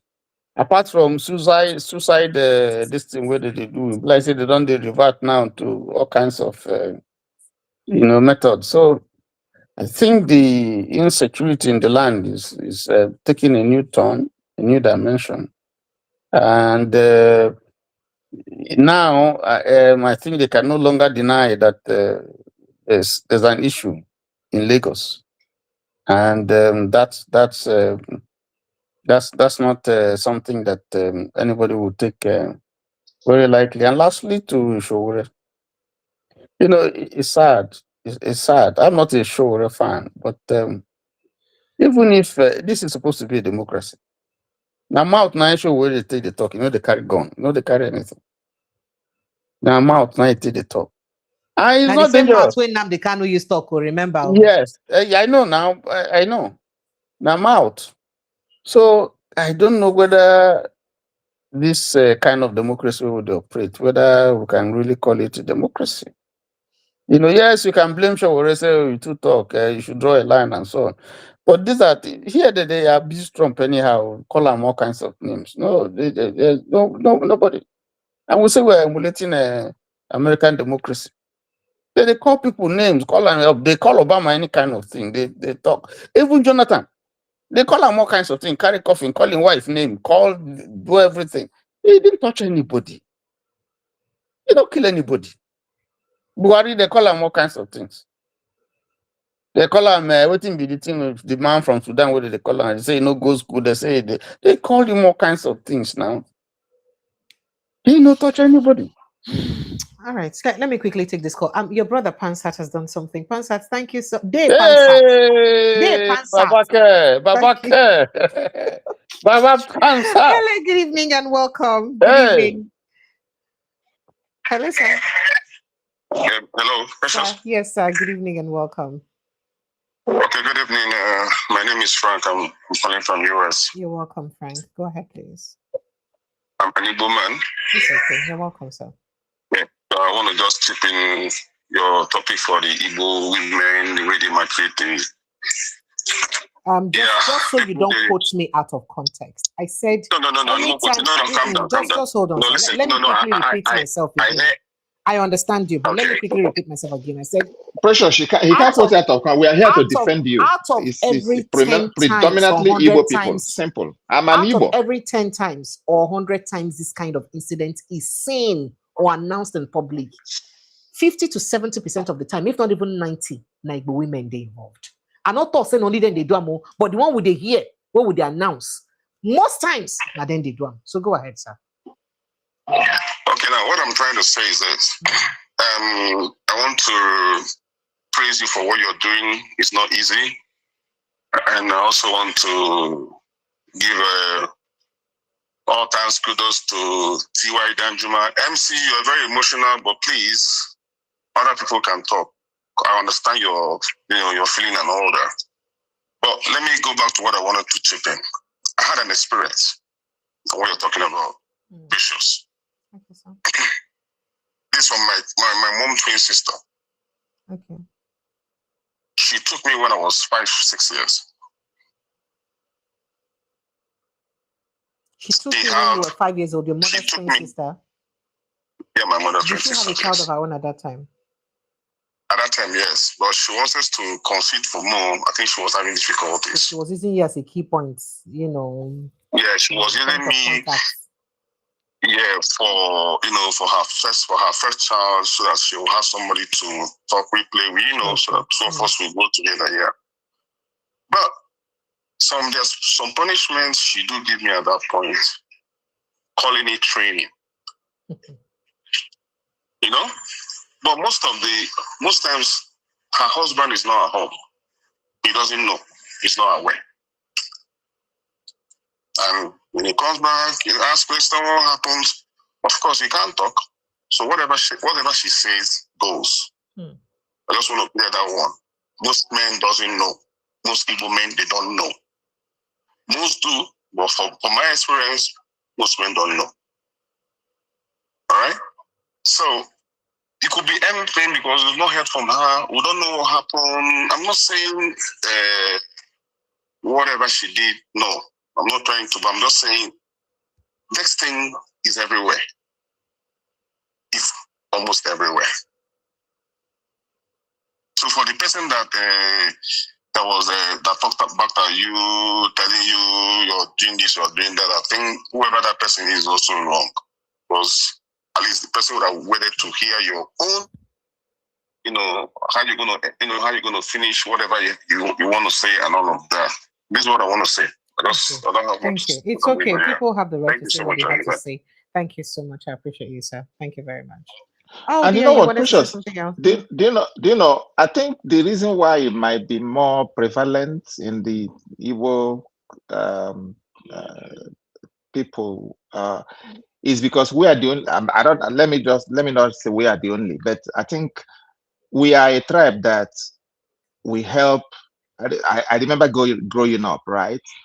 If your senior sister gets married, if there is still a child in the family, they will give the child. How do I put it now? The child will trail the senior sister, the most senior, to go and be a help. And in being a help, normally the agreement is you got to send this child to school. This child has to go to school. In helping in the house chores and all the rest of it, I think we are a tribe that do even when it is not even a direct sibling. You know, just as you said earlier on, somebody because of financial status might say, okay, this my child, please let them follow you to the city, or as they are helping, let them go to school. I know that we do it a lot, and that is why, yes, you know, when you come to Igbo land, you won't see so much of dropouts, because the apprenticeship thing, that's how it started. And so maybe because the Igbo people they do it more than other tribes, that is why it is more prevalent in the culture. But yet, it is not an excuse.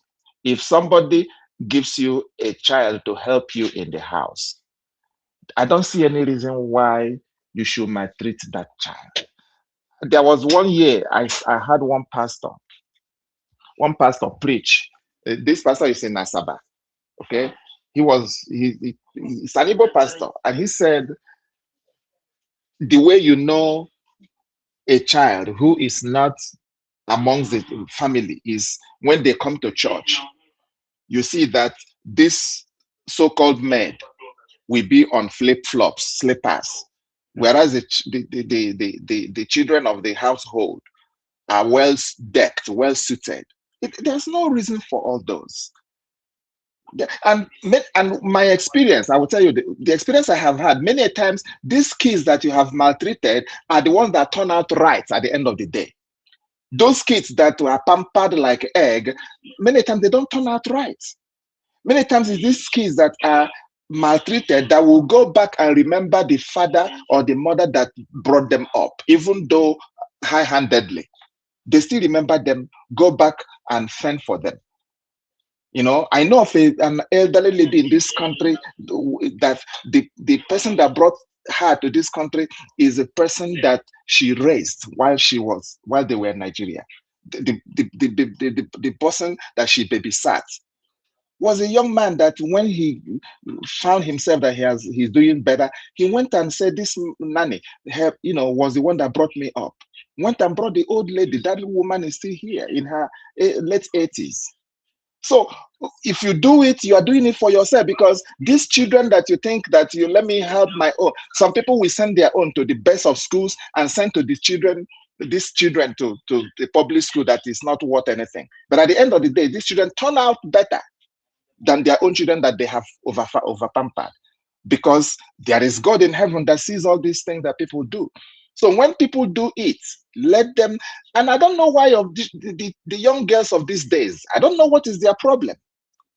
I thought with new age, we will be better than our fathers and our mothers. Why is it that it's more rampant now with these twins? This after how do they call them? Is it the millennials or the Gen Zs? It's too bad. And again, that hospital should be sued, or should pay some compensation. That hospital should be pursued. Whosoever is a so-called doctor that amputated this young child 5, that cannot even, sometimes don't even know the address where she lives. That is too heartless. I beg. Well. Thank you so much. Hello, good evening, and welcome, sir. Hello. Hmm? Can I say something? Yes, you can. Go ahead. What's your name, sir? Where are you calling from? Go straight on. I just want to report what your guest is saying right now, because this is my first time of calling in this program. I just came in and I had that. Hello? I can hear you, sir. You're in a very noisy place. Yeah, I just want to rebut that comment of Igbo stigma your guest is trying to take. See, Precious, in every part of Nigeria, there's no place you cannot see people that is weak. But for people to come to your national outlook to say that it is common with Igbo people,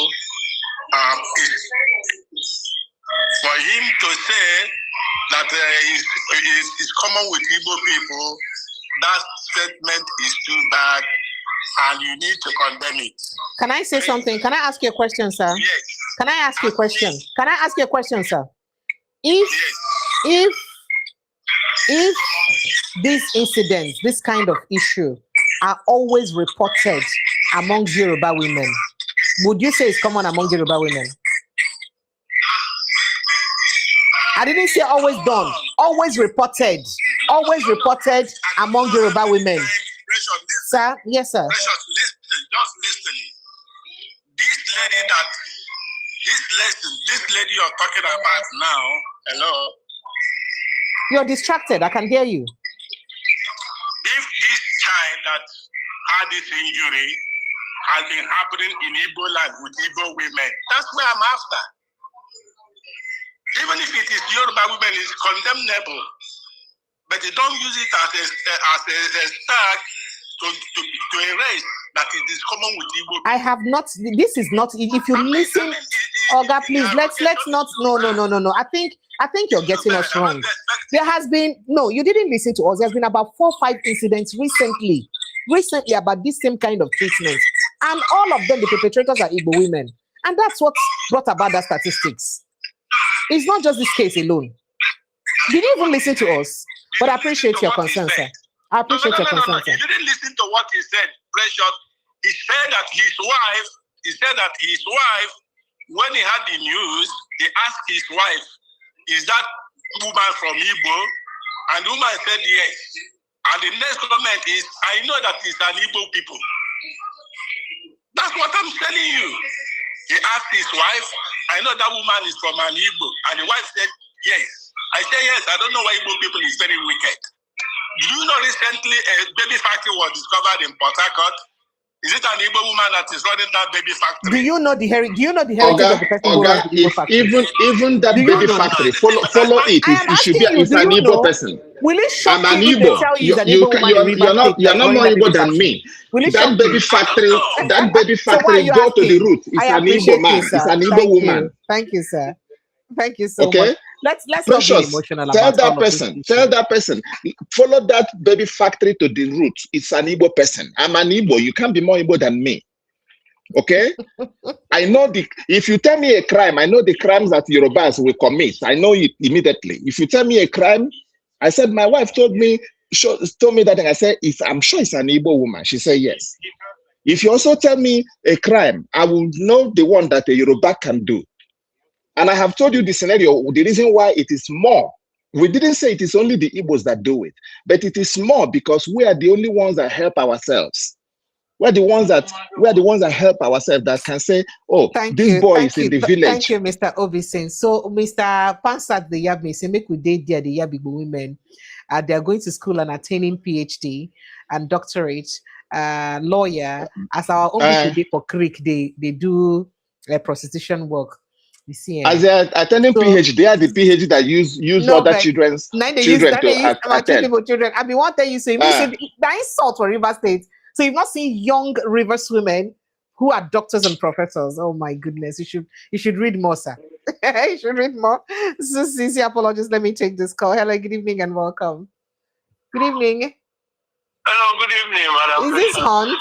Hunt, good evening and welcome. Yes, this is Hunt. Yes. All right, go ahead, please. Meanwhile, let's put a stop to this conversation, I beg. Let's talk about politics. You don't do most of this drama, I beg. No, I would have loved to just correct one or two things on that little child. Just one or two things, because I can see too many people are bringing their own different opinions on when they see your comment or your report on it. I don't see anything wrong with what you said. Majority of these incidents have been recorded from the eastern part of Nigeria. That's it. It's either they take it or leave it. Even if it happens on the other side of the country, presently now the reports are coming from the eastern part of Nigeria. Maybe probably because we the Igbo people, we speak out the truth without trying to hide anything. We say the way it is. Unlike probably the other side, there might be cover-ups and or whatnot. And the fault still goes back to the government. The government is putting Nigerian and every Nigerian in this mess, especially the young children and the vulnerables. Most of the kids, their parents send them to people that can feed them and assist. because of the economic hardship. And if you could remember, we have this issue of the Ministry of something about these kids. I can't remember what it is. They were giving out Christian and Igbo children to Islamic schools to be converted to Islam. So even the government is not helping matters. They are even making the situation worse. It's not as good as what this woman has done. If you take a child from this, why send it to an Islamic school instead of to a normal school for them to be Islamized? So what I'm saying in sense is that there is decay in the system. The government has failed, and that is why these things are being perpetrated by people. And in the world, at the long run, this woman will just pay 1 or 2 money to the police and she'll be set free. Among all those women that you see that have been recorded that have committed all this crime, how many of them have we seen being punished and published that they were punished and paid for their crime so that other people will learn? It will just end up as we have had it now, and at the long run, nobody knows how it will be ended. Thank you. This is what Thank you. Thank you. Thank you so much, Hans. So it's such a pity that we are just being very emotional over this conversation. I am not saying there is no crime of such committed across other ethnic groups. No, I said the ones that are reported. I don't know whether the English now had us to understand when make we talk, what we talk. Now exactly the reason we make to lead Nigeria hard like this, because we say something else, we understand differently. Let's just end this conversation and face politics and what is wrong with Nigeria. Good evening and welcome. Good morning. Oh, good morning to you. Welcome. Yeah, how are you? I'm very well, thank you, ma'am. This is my first time of calling you. Oh, thank you, ma'am. What's your name, ma'am? Where are you calling I've been listening. I was following you when you were in the radio. Oh. And I got time, I couldn't know where to find you again. I started listening to Esther. Oh. And I'm very happy, what you are doing. God bless you. Thank you, ma'am. Thank you. Yeah, I just want to tell that we elderly people will listen to you. We might have no opportunity to talk or something like that. Thank you, ma'am. But there are a few things we know that you young ones don't know. Okay. With the issue that comes up now about this Igbo woman and no Igbo woman, that man who reacted, the last man that called, he was just reacting on no ground because I don't see what he was talking about. An incident within a month, about 3 incidents or 4 has happened. And where did they come from? The East. The East should be ashamed that this sort of thing is happening in the Igbo land. But I don't see why he was picking on you. But don't let it bother you. You are doing the right thing. And, about the election that happened in Ekiti. It's not a new thing. It's something you should be expecting. And Nigeria is not in the right way. I remember in those days when we first came to this country, where I am, when you finish your exam, you don't wait a week or 2, you want to run back to Nigeria. Mm-hmm. But when you come home and people they don't want to receive you to the society, you try to correct people now, they go out of their way to do juju, to kill, or to, you have to run for your dear life. And about your president, who is feeling that is almighty. Nobody is bigger than God. He knows what is going on. He knew when Shagad, or whatever is his name, your late president, when he went and brought these people, he was among of them. It was an agreement. And that is why he cannot react. If I'm a thief, you are a thief. And both of us go out to go and steal. If we have an oath, I wouldn't like to tell people that I knew you if I was the one they caught. And the same thing, if they caught you, you won't say you know me. And this is why he's keeping quiet. But one day, God will remember that country. And all of them will pay for it. That's all I have to say tonight. This is my first calling. Thank you, ma. Thank you so much. I appreciate you. Thank you. I'll give you more details. Thank you. Thank you so much, ma. I appreciate you, ma. Thank you. Thank you so much. All right. Let's just do TF. I didn't know you were here. The flagship. You're welcome, sir. Panstat, I see you say for $200, but say you don't like the topic. No wahala now. Make a return the one you don't do already. Now $7 I don't do. I fit still return am for you if you want them, no problem. I fit even make a $20 return am to you. But for the one you don't do, make I tell you thank you. You too much. In fact, you're too much of one woman. That's only me cannot handle you. Thank you so much. The flagship, let me take your thoughts very quickly, I beg. Welcome, sir. The flagship, are you there, sir? Or is he busy? Yes. Yes. How you doing? Good evening. This body fine, sir. Yeah, good evening to everybody on the panel and those that are listening. Good evening. Welcome. Good evening, the flagship. Thank you, MC. You know, I know you want to round off on this topic, but allow me to speak on it briefly. You see, man's inhumanity to man is at a very concerning level globally. But there are spots in different places, different climes, where it is at a heightened and very troubling level. And we narrow it down to our country where we come from.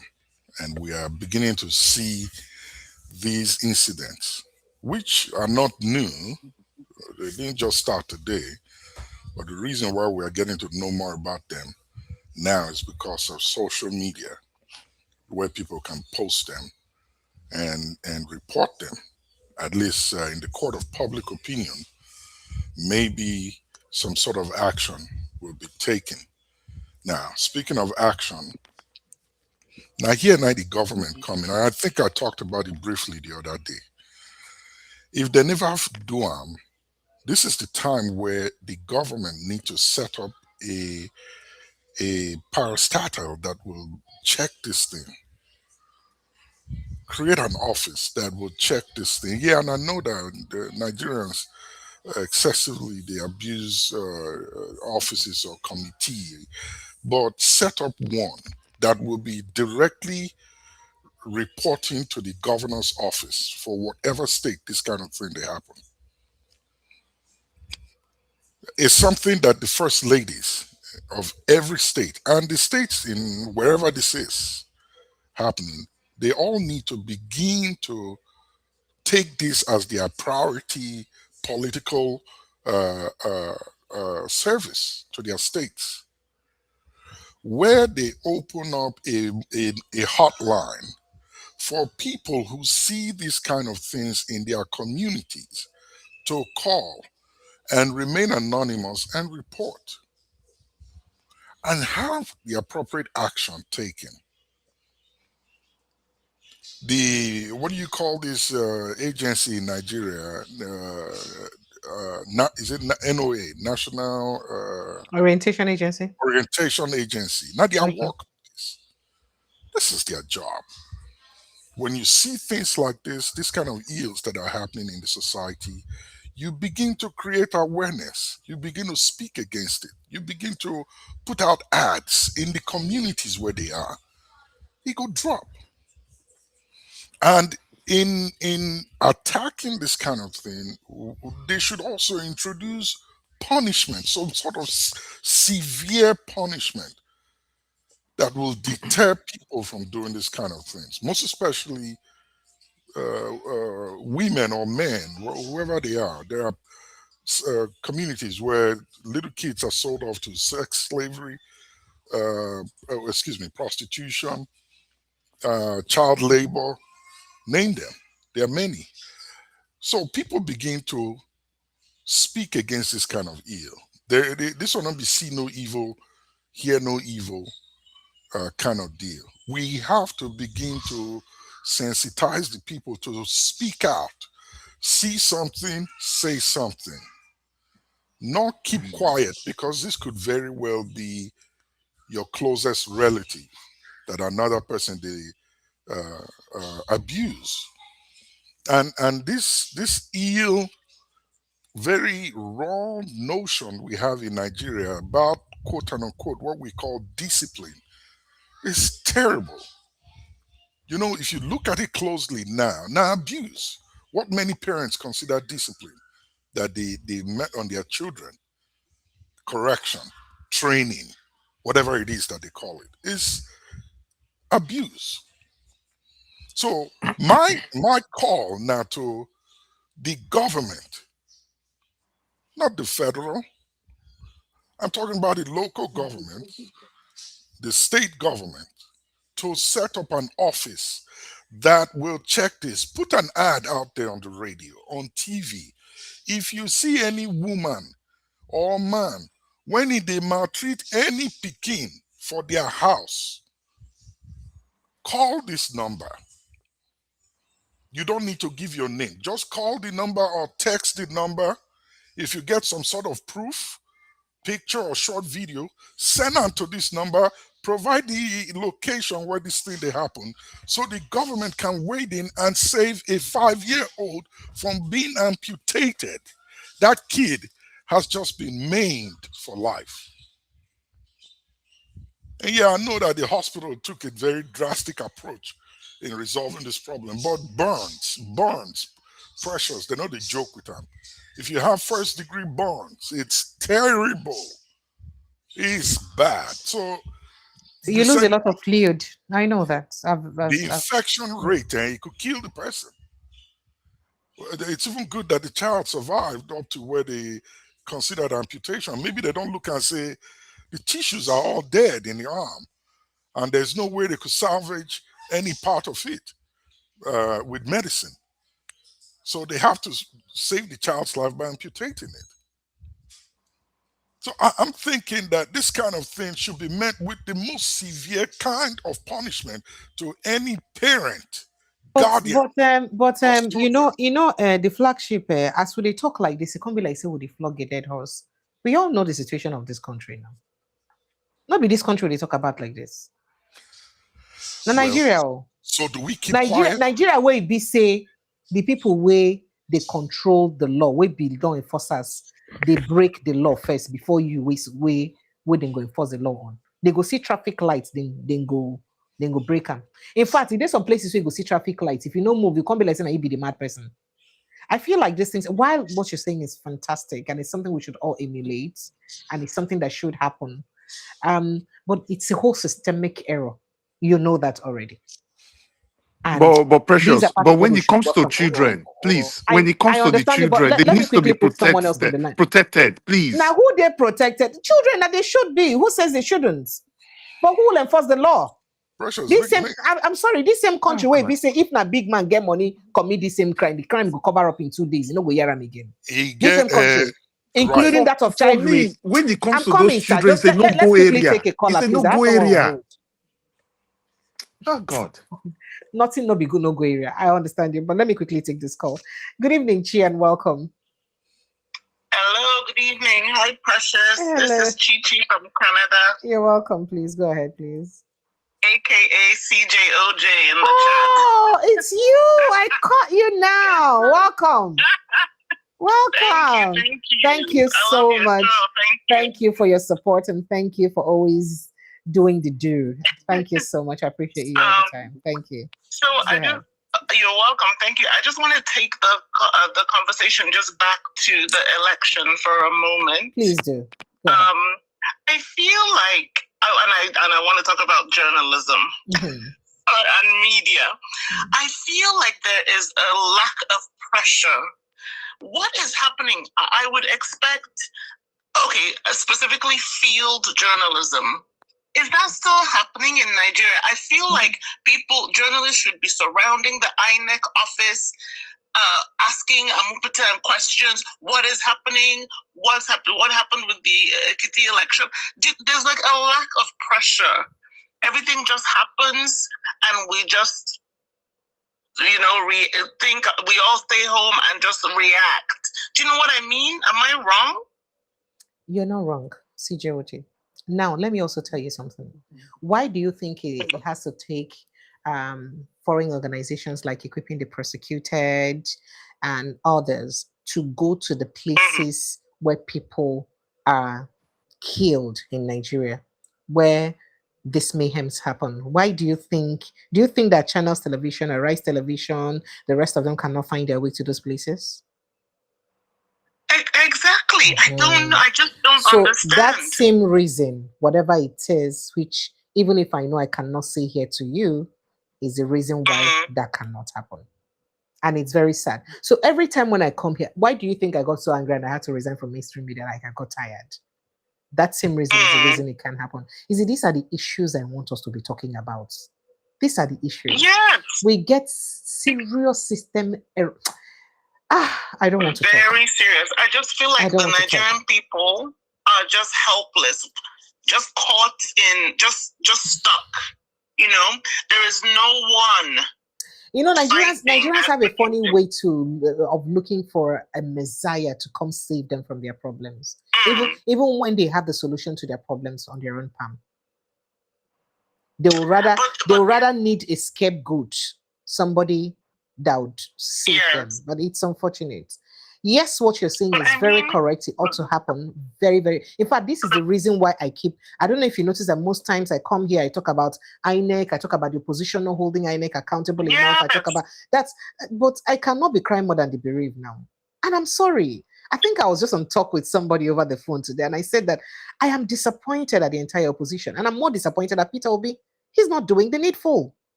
He's not doing what he should do. I mean, opposition is not just about you tweeting about things you feel are not done properly in the country and you expect news platforms to carry it.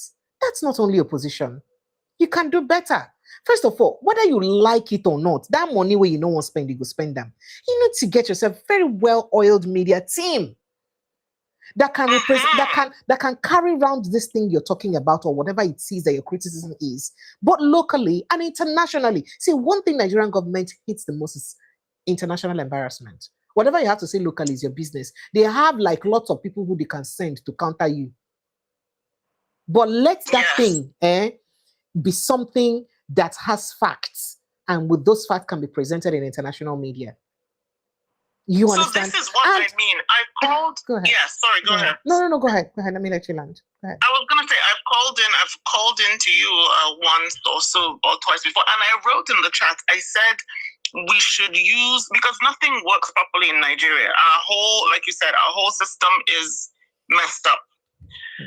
So I've said before that we should use Peter Obi as he is the opposition. He's the most vocal one, he's the most visible one, and he's the one that the government reacts to. But I feel like, and I know he shouldn't be the messiah, we shouldn't be relying on him, but we need to apply pressure. We need to find the pressure points. And I feel like we are not using him to the maximum effect that we can as an opposition figure right now. You're right. So he'll tweet, but I don't know, there must be a better way.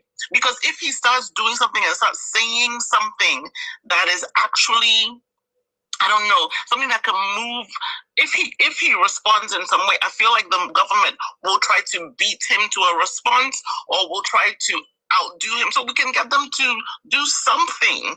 Do you know what I mean? Am I making sense? Yes, I do. And it's just all so disappointing. But you know, we're not unique, because one thing that happened, and if we could just talk about the US for a second, and how Donald Trump was such an unusual candidate, and you know, he pushed limits, and for a moment nobody knew how to respond to him. You know what I mean? Even the US, they were like, how do we, this man, he's not sticking to norms, he's pushing against legalities, etc.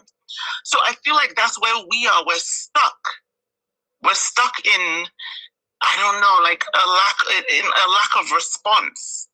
And so I feel like the pressure that INEC should be feeling right now is just not there. I agree with you. For instance, the issue around Amokwito's Twitter, whatever it is, and all that, should have made it to international media.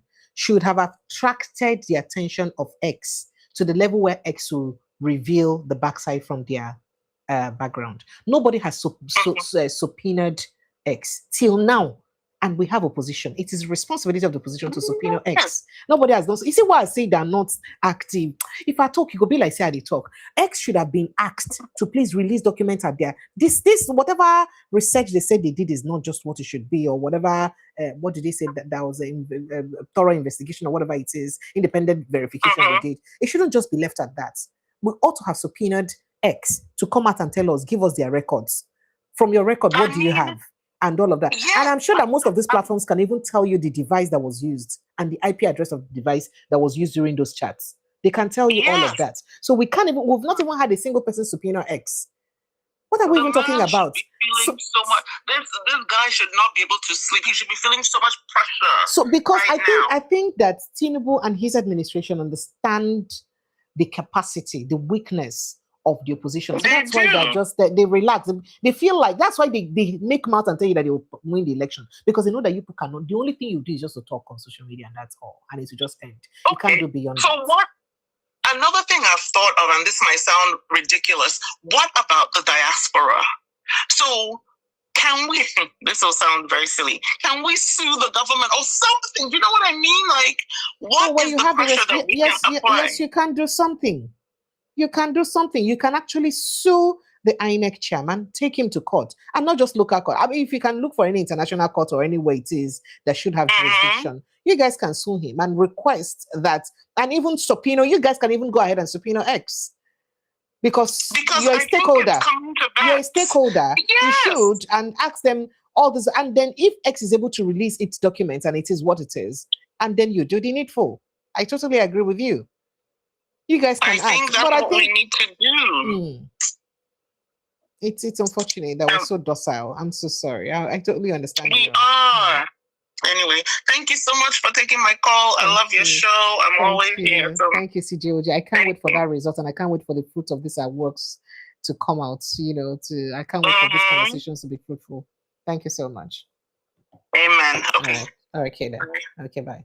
All right, the flagship. I don't know if you're still here. You left. So sorry. MC, you're there. Okay, so you were saying something. So Tiwa, let me let you guys wrap up. So, I'm here.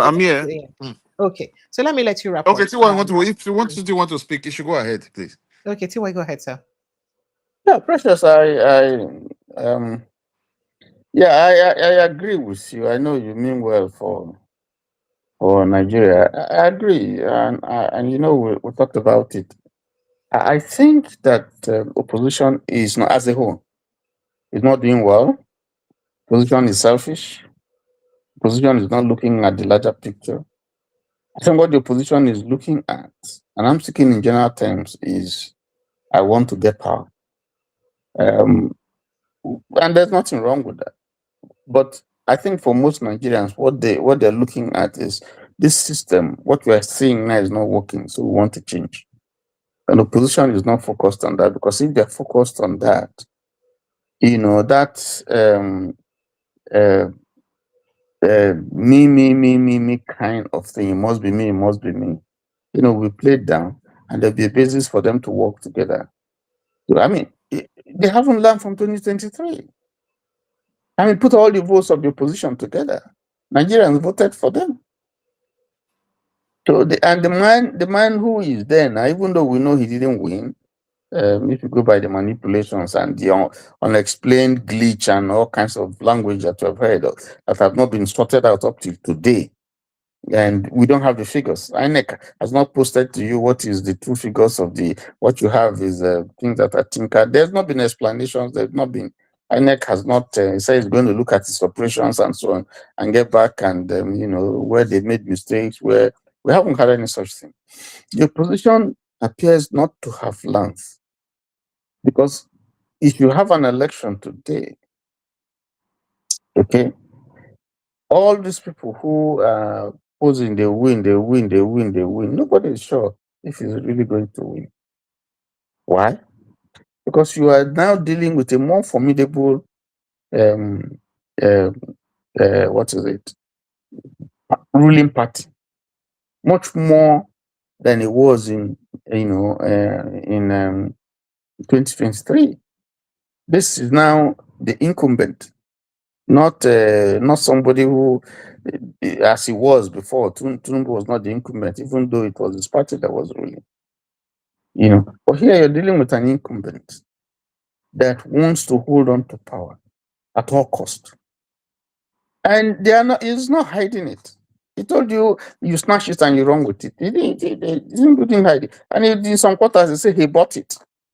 So he's not hiding. He's not saying I won. I don't see them. I have never seen the president say I won the election. It was very, very clear how he got it. Those he settled. Very clear. And how he manipulated and got it. And for him, that's fair game. Because he said it.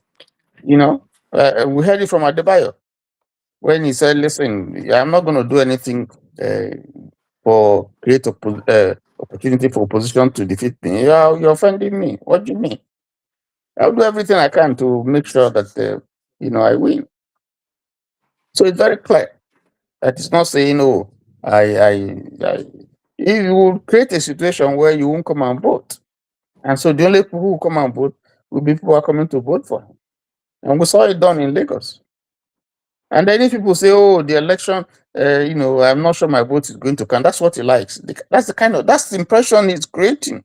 That's the narrative he's sending. So you sit down and then only these people will go and vote. And at the end of the day, what's your game?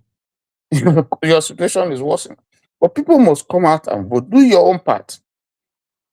But the area that, we talked about that, and I agree with you, is that this government, in terms of communication, in terms of publicity, in terms of manipulating the system using communication, they are way, way ahead of the opposition. All the opposition put together are not doing anything in terms of really taking this government, one-on-one, in terms of the ability to communicate within and outside Nigeria. And I agree. Laura said it a long time ago. I agree that it's critical now. Because they almost have the monopoly. They sell junk to you and people take it. Because they repeat it, they regurgitate it, they say it all. But look at Bola when he went abroad. He couldn't sell that nonsense to Al Jazeera. So I think that if NDC is listening and opposition is listening, or P2B is listening, or Atiku, or Showore, and all these ones that Showore is doing is good, but look at the cost he's paying. But if he was able to mobilize solid this thing, dissent or something outside, and they put pressure on this government. Look at what America is doing now. Tinubu is begging them. You can do anything, you can bomb, you can do anything, it's ready. France, you can come and take what you want. China, you come. Shaguri, come and take. Bolus, come and take. If you put pressure, and I agree with you, pressure on this, that's the one that makes them buckle. Why do you think they're spending the kind of money they're spending outside to counter whatever, is being done by a few individuals, outside the country? They're paying a lot of money that we may never know, using all kinds of formal and informal organizations to lobby, to tell the world that no, what you're seeing, what they're saying is a lie. It's not true, even though they know that it's a lie that they're talking about. That's media. That's the power of media. That's the power of laundry. That's image laundry. That's the power of communication. And there are people who buy it. That is what opposition is not doing. And I agree that if you have to spend, there are people doing it for you here locally, and so but you have to develop, a standing, this thing that would polish your image, respond to some of those things you are doing, but also let the world know exactly what is happening here. To be clear in videos, to be clear, so that people will see it. So that all the things they are saying will be like, people will see, they will see it now. It will be difficult for you to counter. And the pressure will come and you buckle. Like we're talking about free and fair election now. It's all a joke, but if you saturate the atmosphere locally and internationally, that listen, this is what is happening, this is what is happening, then there will be some kind of pressure. Then there will be some kind of interest. What they're going to do, I don't know. But I think that the pressure may so well build up that they will force INEC, for instance, I mean, if they can put pressure on the man. You can't fly here. You can put a ban on any of you people if you mess up trying to come to Europe or trying to come to America. There's so many things that can be done that pressure can do. Here, pressure works. You put pressure on the government. If it, they buckle. It's pressure that made Trump to be doing the things he's doing now, negotiating. This is not visual Trump. He will just go and blast. But now I think he's looking left and right. Europe is not supporting him. Americans are, not 100% supporting you. They are feeling that, listen, all this money you are wasting, what's our gain? Taxpayers' money. You don't go through the process, your image is going down, prices are skyrocketing, and so on. We don't want to get out of this place. Leave Netanyahu to fight his war. We don't see anything that you're gaining. Now, he's been beating black and blue. Now he's trying to exit. He's the one now telling Netanyahu, you better be careful. I don't like what you're doing. Pressure. So I think that's what they should be looking at. All the money, if it's the aspirants are going to do this, all the big people, part autonomy, instead of doing want to post this thing, which is good, but you must also be looking at the pressure that there will be an enabling environment where people can go and vote and the votes will count. Those are the areas we should be looking at. There should be a media standing. I agree now, standing to say, listen, this is what's happening. No, this is what's happening. No, we must deal with this issue. I don't know, because if we continue like this, the man who is there is ready to die. All right, so TY, very quickly, let me correct an impression. And I hate to be the one to say this because this is not something, I am nobody's consultant, even though I'm within the media and PR sector, but I shouldn't be advising any politician because that's not the job I came here to do, right? You said, Precious, the job of investigative journalists are journalists are busy reporting. Please, first of all, not every journalist is an investigative journalist. Please, that's impression you have that every journalist is investigative. No, just like medical doctors, you have gynecologists, you have what do they call the neurosurgeons, or you have pediatricians, you have different arms of medicine. That same way you have different levels of journalism. The investigative journalists are totally different from field reporters, if you're referring to field reporters. Now, speaking about journalists' inability to go cover such events. Recently, I know about only one station that managed to go to some of the sites of this incident. That's News Central Television. They didn't have to go alone. First of all, they would hire a car, or they would get a car that would take them from most of the media stations in Nigeria. I don't even know why I'm talking about this. Most of the media organizations in Nigeria don't have offices or broadcast stations in suburbs, apart from maybe Abuja and Lagos. Most of them will just have a station in Lagos and maybe another studio in Abuja, like that. So most of them don't have studios everywhere. But what they have is reporters. They would have reporters across board in every state, like that. So they may just get their correspondent, assuming it's in Borno State, their correspondent for Borno State, and then they now have to hire a van full of soldiers and policemen to follow them to those places.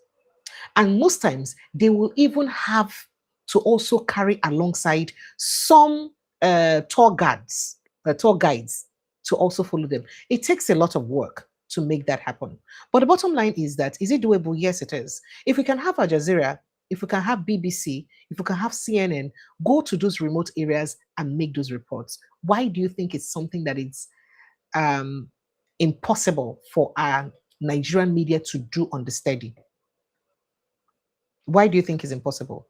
And then if you blame the media organizations for not always reporting this, and I think you should first of all ask yourself, how are these media organizations funded in Nigeria? How do they pay their bills? How many media organizations are even able to stay afloat? Do you know the cost of running a media house in Nigeria? Do you know how much is spent on diesel to get electricity in Nigeria to run a media house? And then the cost of paying staff to run a media organization. And then if perhaps a particular government tells you, don't publish stories that will not represent our interest, and you go ahead to publish it, and they remove you on retainership, how would you pay your bills? Do you know how many governors have different stations on retainership? How many governors of states have different stations on retainership? So any news concerning them, they cover. How would they carry bad news about states that they have on retainership? So it's a dicey situation. I think I said it before in a different fora. And you see, until we begin to look for independent ways to fund media organizations in Nigeria, you cannot be independent. And it's okay for you to be where you are in that country where you are and blame other people. If I were to turn this platform to a media house, I would rather not do it while I'm in Nigeria. I would rather do it in countries that understand the importance of funding media organizations so that they can be truly independent. Because there's no way I can stay afloat if this were a media organization. I spend over 700,000 naira to make this place afloat every month from my personal bill.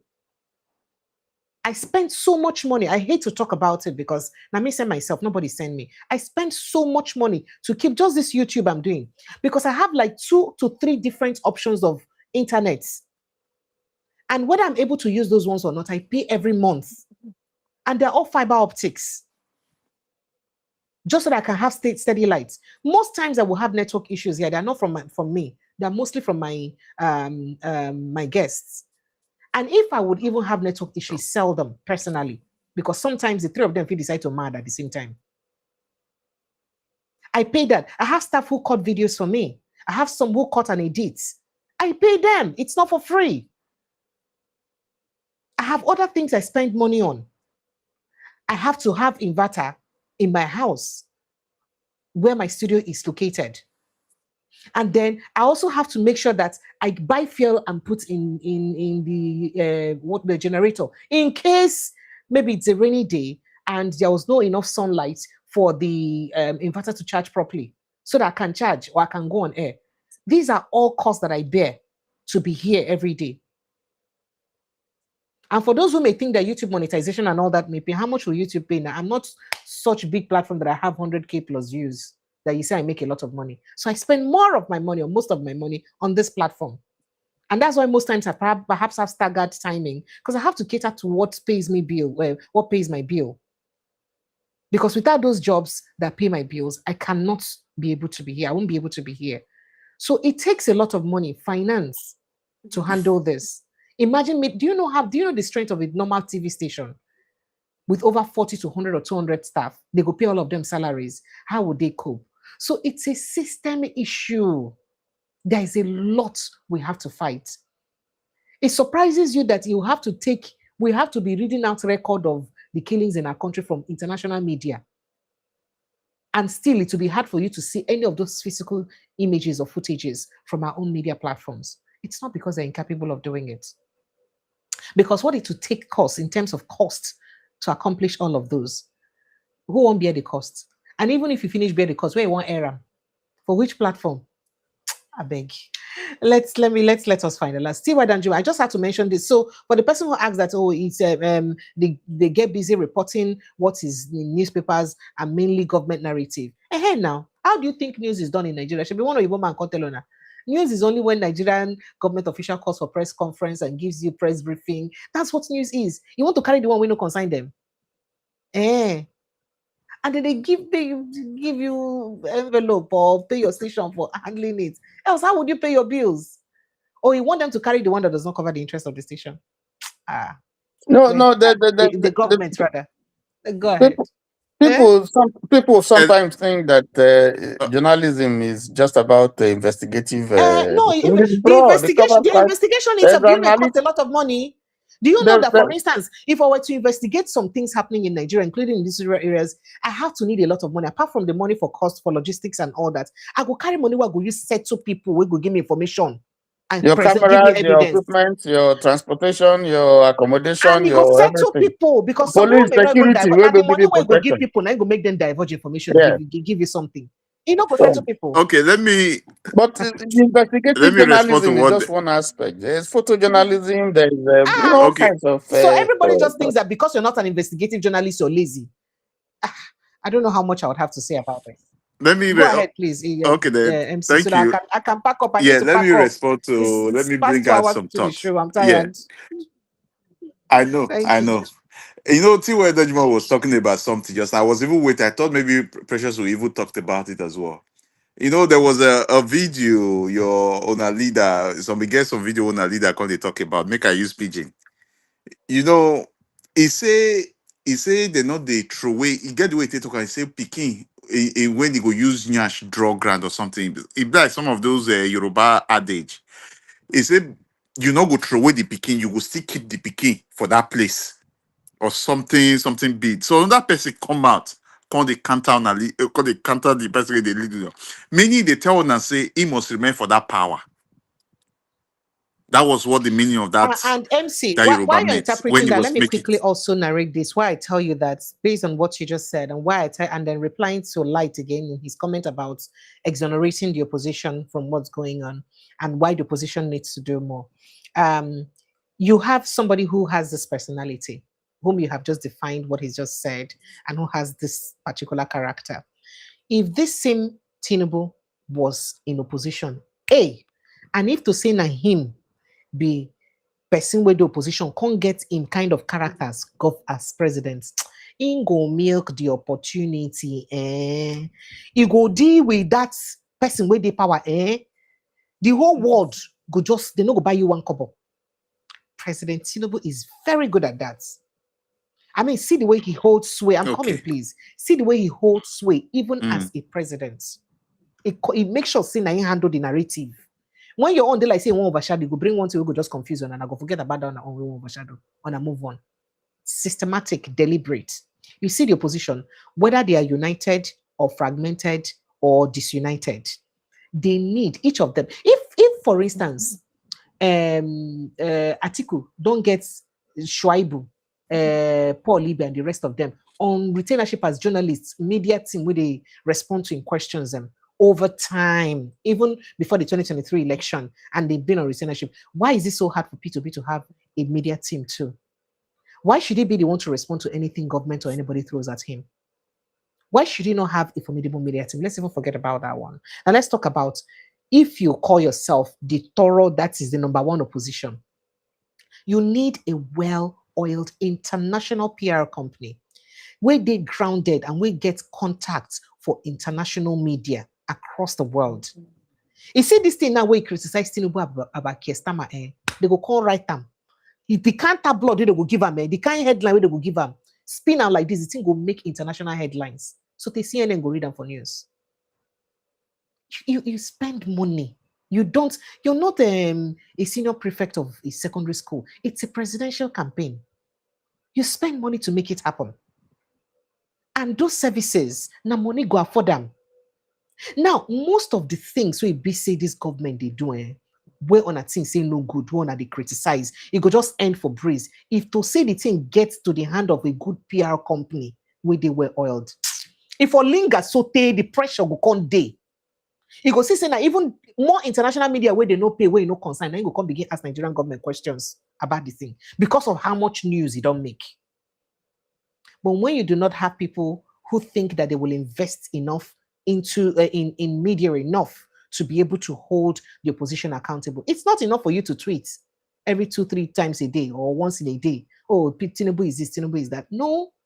Yes, the news, some outlets will carry within you talk, but that's not enough. That is just within the circle of Nigeria. It's not enough. Remember that most of these Nigerian newspapers that will also carry that your tweets as a news, they also gauge them in a way where you no go hurt the government so much. Because they also have to protect their interest against the government. Because anything we they do against government, they will come for their businesses. So that's why you need good contact. That's why you need good PR team. Where Sabi spin, where Sabi handle the work for media. And we're going for election. You think you continue like this? You just allowed if the ruling party even get more way media presence than on a way call on ourselves opposition. And you think that that's how you win election. And remember that the things that you constantly hear in the media, which is the PR, they shape the minds of the people. Now, how many local stations for Hausa language, they carry most of this news about Peter Obi, about Atiku Abubakar, about these ones, if not be about the president?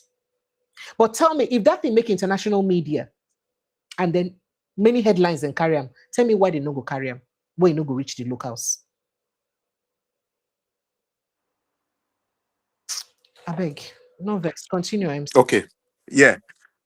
So the person now, now even Yoruba person now can come out now with the vision. They reply on a leader now. They tell and say, make it not spoil that Yoruba adage. Make it not spoil them. Say not be so that it say when the person get big nyash, the thing even involve big nyash. But Tinubu turn that thing to favor his own self. Say whether they do bad though, the meaning is that whether he not do well or he do well or making people make una not reject him, make una still keep and there. That was the meaning of that language. So that's for that. You see, Precious, I would say thank you. You've said it all. Understand? Even from the way you analyze everything now, you've said it all. Fair enough, because it's even the PR which you're talking about. Now even force this, now even force the UK Prime Minister now to resign. Na media Because the way they finish were am. constantly Na media carry am. They now finish am. media, we've said it. Yeah, we've said it here So before. you want the media that if you know lives off maybe perhaps now government funding and all that they follow help them. You want them to hold the same government accountable when you will not do your own work. You see, I beg you. There are some sites I don't check. Listen, there are some sites I don't check since when he make that announcement. If you see the way that they rubbish and names so that they call him, the way that they spoil the guy, I said, what did this guy do? But the media, that media alone. So I understand the power of media. Now, let me tell you, say, if any crime is committed in anywhere, the media is the one that will first of all shake that person. They go shake him up, they go bring him down, they go shake him up, they go dust him before security agency go come enter inside, come begin to investigate. It's the media. So we understand the position the mystery medias and everything is in Nigeria. Just like the way we've created INEC, where they say INEC independent, of which we know INEC is not independent. I believe that's the same route we should have taken when it comes to journalism, so that they will also be independent, create a portfolio for them as well to say independent. These are independent and something like that, of which that is not happening. So I know with time, that is why, in other words, I would still say the problem here to generalize everything is leadership. Like somebody would say, someone said on this platform as well, Nigeria is not a nation yet. So that is why things is still the way they are. But it's still brought down to, let's assume from where the Nigeria gained that independence, and that resources were pumped into, for the people to be educated, to know the good and bad. I believe maybe things could have changed by now. And again, when you look at the people now who hold the country to ransom today, these people benefited from Nigeria. They gained a lot of things from Nigeria. Thank you. Then it got to a stage, everything stopped. So look at what they've punched, where they've punched the people, punched the citizens into. Things are getting worse every day. So let's hope things get better. So Thank you so much. I'll just say thank you. Very quickly responding to AK7981, he said he'll make the opportunity because there is money for him to do so. So the thing is that I think all of you don't even see yourselves as opposition. I think so. How many times did we say it? The last time that Eunice Atanko came here and we talked about this NPR thing, and he gave you guys a go ahead, get a PR team, hand it over to us to pay. All of you contribute money. You want me to say Tinubu, one person, one man money, pass the money of all of for Nigeria with their abroad join together. One man money pass them. You see how lackadaisical or perhaps how difficult it is for everybody to come together and contribute money to get the PR team. Because that's exactly what Nigerians are, both home and abroad. We like somebody to take the lead and do the thing for us, and while we hail and cheer the person from background. That's what we want. We need to come together to do them. Because it's more than 1 year, I think, we had that conversation with UNISA. Why till now? No effort to say, okay, you know what, those of us here, let's come together to contribute. You want them to say, one man money pass the money of the whole Nigerians. It takes a combined effort. So no matter the amount of money you think Tinubu would have, he cannot, no matter what you think, he cannot have more than everybody in Nigeria. The thing you say will not get equal commitment to do the right thing or to see the right thing being done. T.Y. Danjuma, thank you. Do you have something to say? A parting shot, let me let you go, please. I'm so sorry. PR company that is not in Nigeria cannot be arrested, my brother, yeah? I'm not saying hire a PR company in Nigeria. PR company that does not stay in Nigeria. We can't hear you, sir. We can't hear you, sir. Go ahead, sir. You're muted. Yeah. Yeah, okay, sorry. No, I said we have to let you go, but I agree. The journalists operating within Nigeria have limitations in terms of their capacity, in terms of what they can do, because the environment is very, very hostile.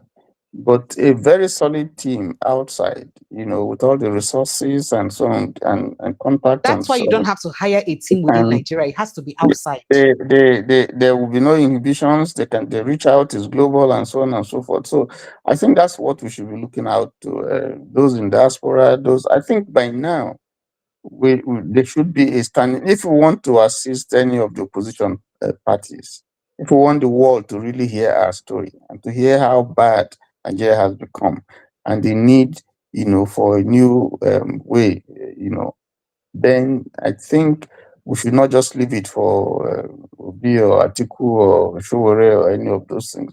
There is a need for us to change this system, and if you listen to what is happening every day, it's getting closer and closer. It's getting bad. It's scary. If we don't do something, it's scary. If we don't do something, if we just make noise here and make noise there and so on, and then after 1 week, everything is dead. They got us. It's only God knows what will happen unless God intervenes. But God will not intervene unless you yourself do something or you get to your limit where you can't proceed anymore. Then He intervenes. I think we need to do more, to get Nigeria working again. Thank you. Thank you. Thank you so much. MC, you have something to say? Yeah, just a quick one again. I was first of all, let me say thank you, Precious. Thank you for everything you do. Like Tiwa that you might just said. Yes, that's why I said to you last time. If you can bring I no go use a bring him. tackle, try and I get not go him bring him on when I this. do a promise and I no go fulfill him. I've contacted him, but I won't bring him. You cannot be. It's not easy to get people to come out as guests. You made a You wait, promise on okay, your own. okay, Fulfill your now, part of the okay. promise before I bring him again. I will not do it. You wait Eh, now. You wait. You I wait. will You not. wait. We know if we just say we know. Okay, now if everybody is to come together, everybody is in a different locations. Like at least one person should be to say, okay, I will be in the center. Tiwa Dajuma even dey here now. If Tiwa Dajuma come and say, okay, he go put himself for that position. Okay, When you he guys, will when I check. get He on a go say he village go go voice check. movement, how I use the do on a meeting. I follow now. When I get an obedience And movement, now they talk. That you make guys, me if you see. want to You reach wait with amongst now. you guys, if you want to reach Mr. Tanko, you know how to reach him. You can reach him in private and talk about that. It doesn't Okay, have to be me bringing you I here that agree would on. make you through this platform. No, you can reach him. Hmm. Okay. It's all right. We'll look. We'll work towards that. We'll look for a way. We'll look for a way out towards that again. I did. I just to make I add this before we go. I just to make I add this. There was this young guy I saw again on this secretary election. Where they flash money for social media since how many days now. Say this na money when you get where they pay am when you take vote for APC.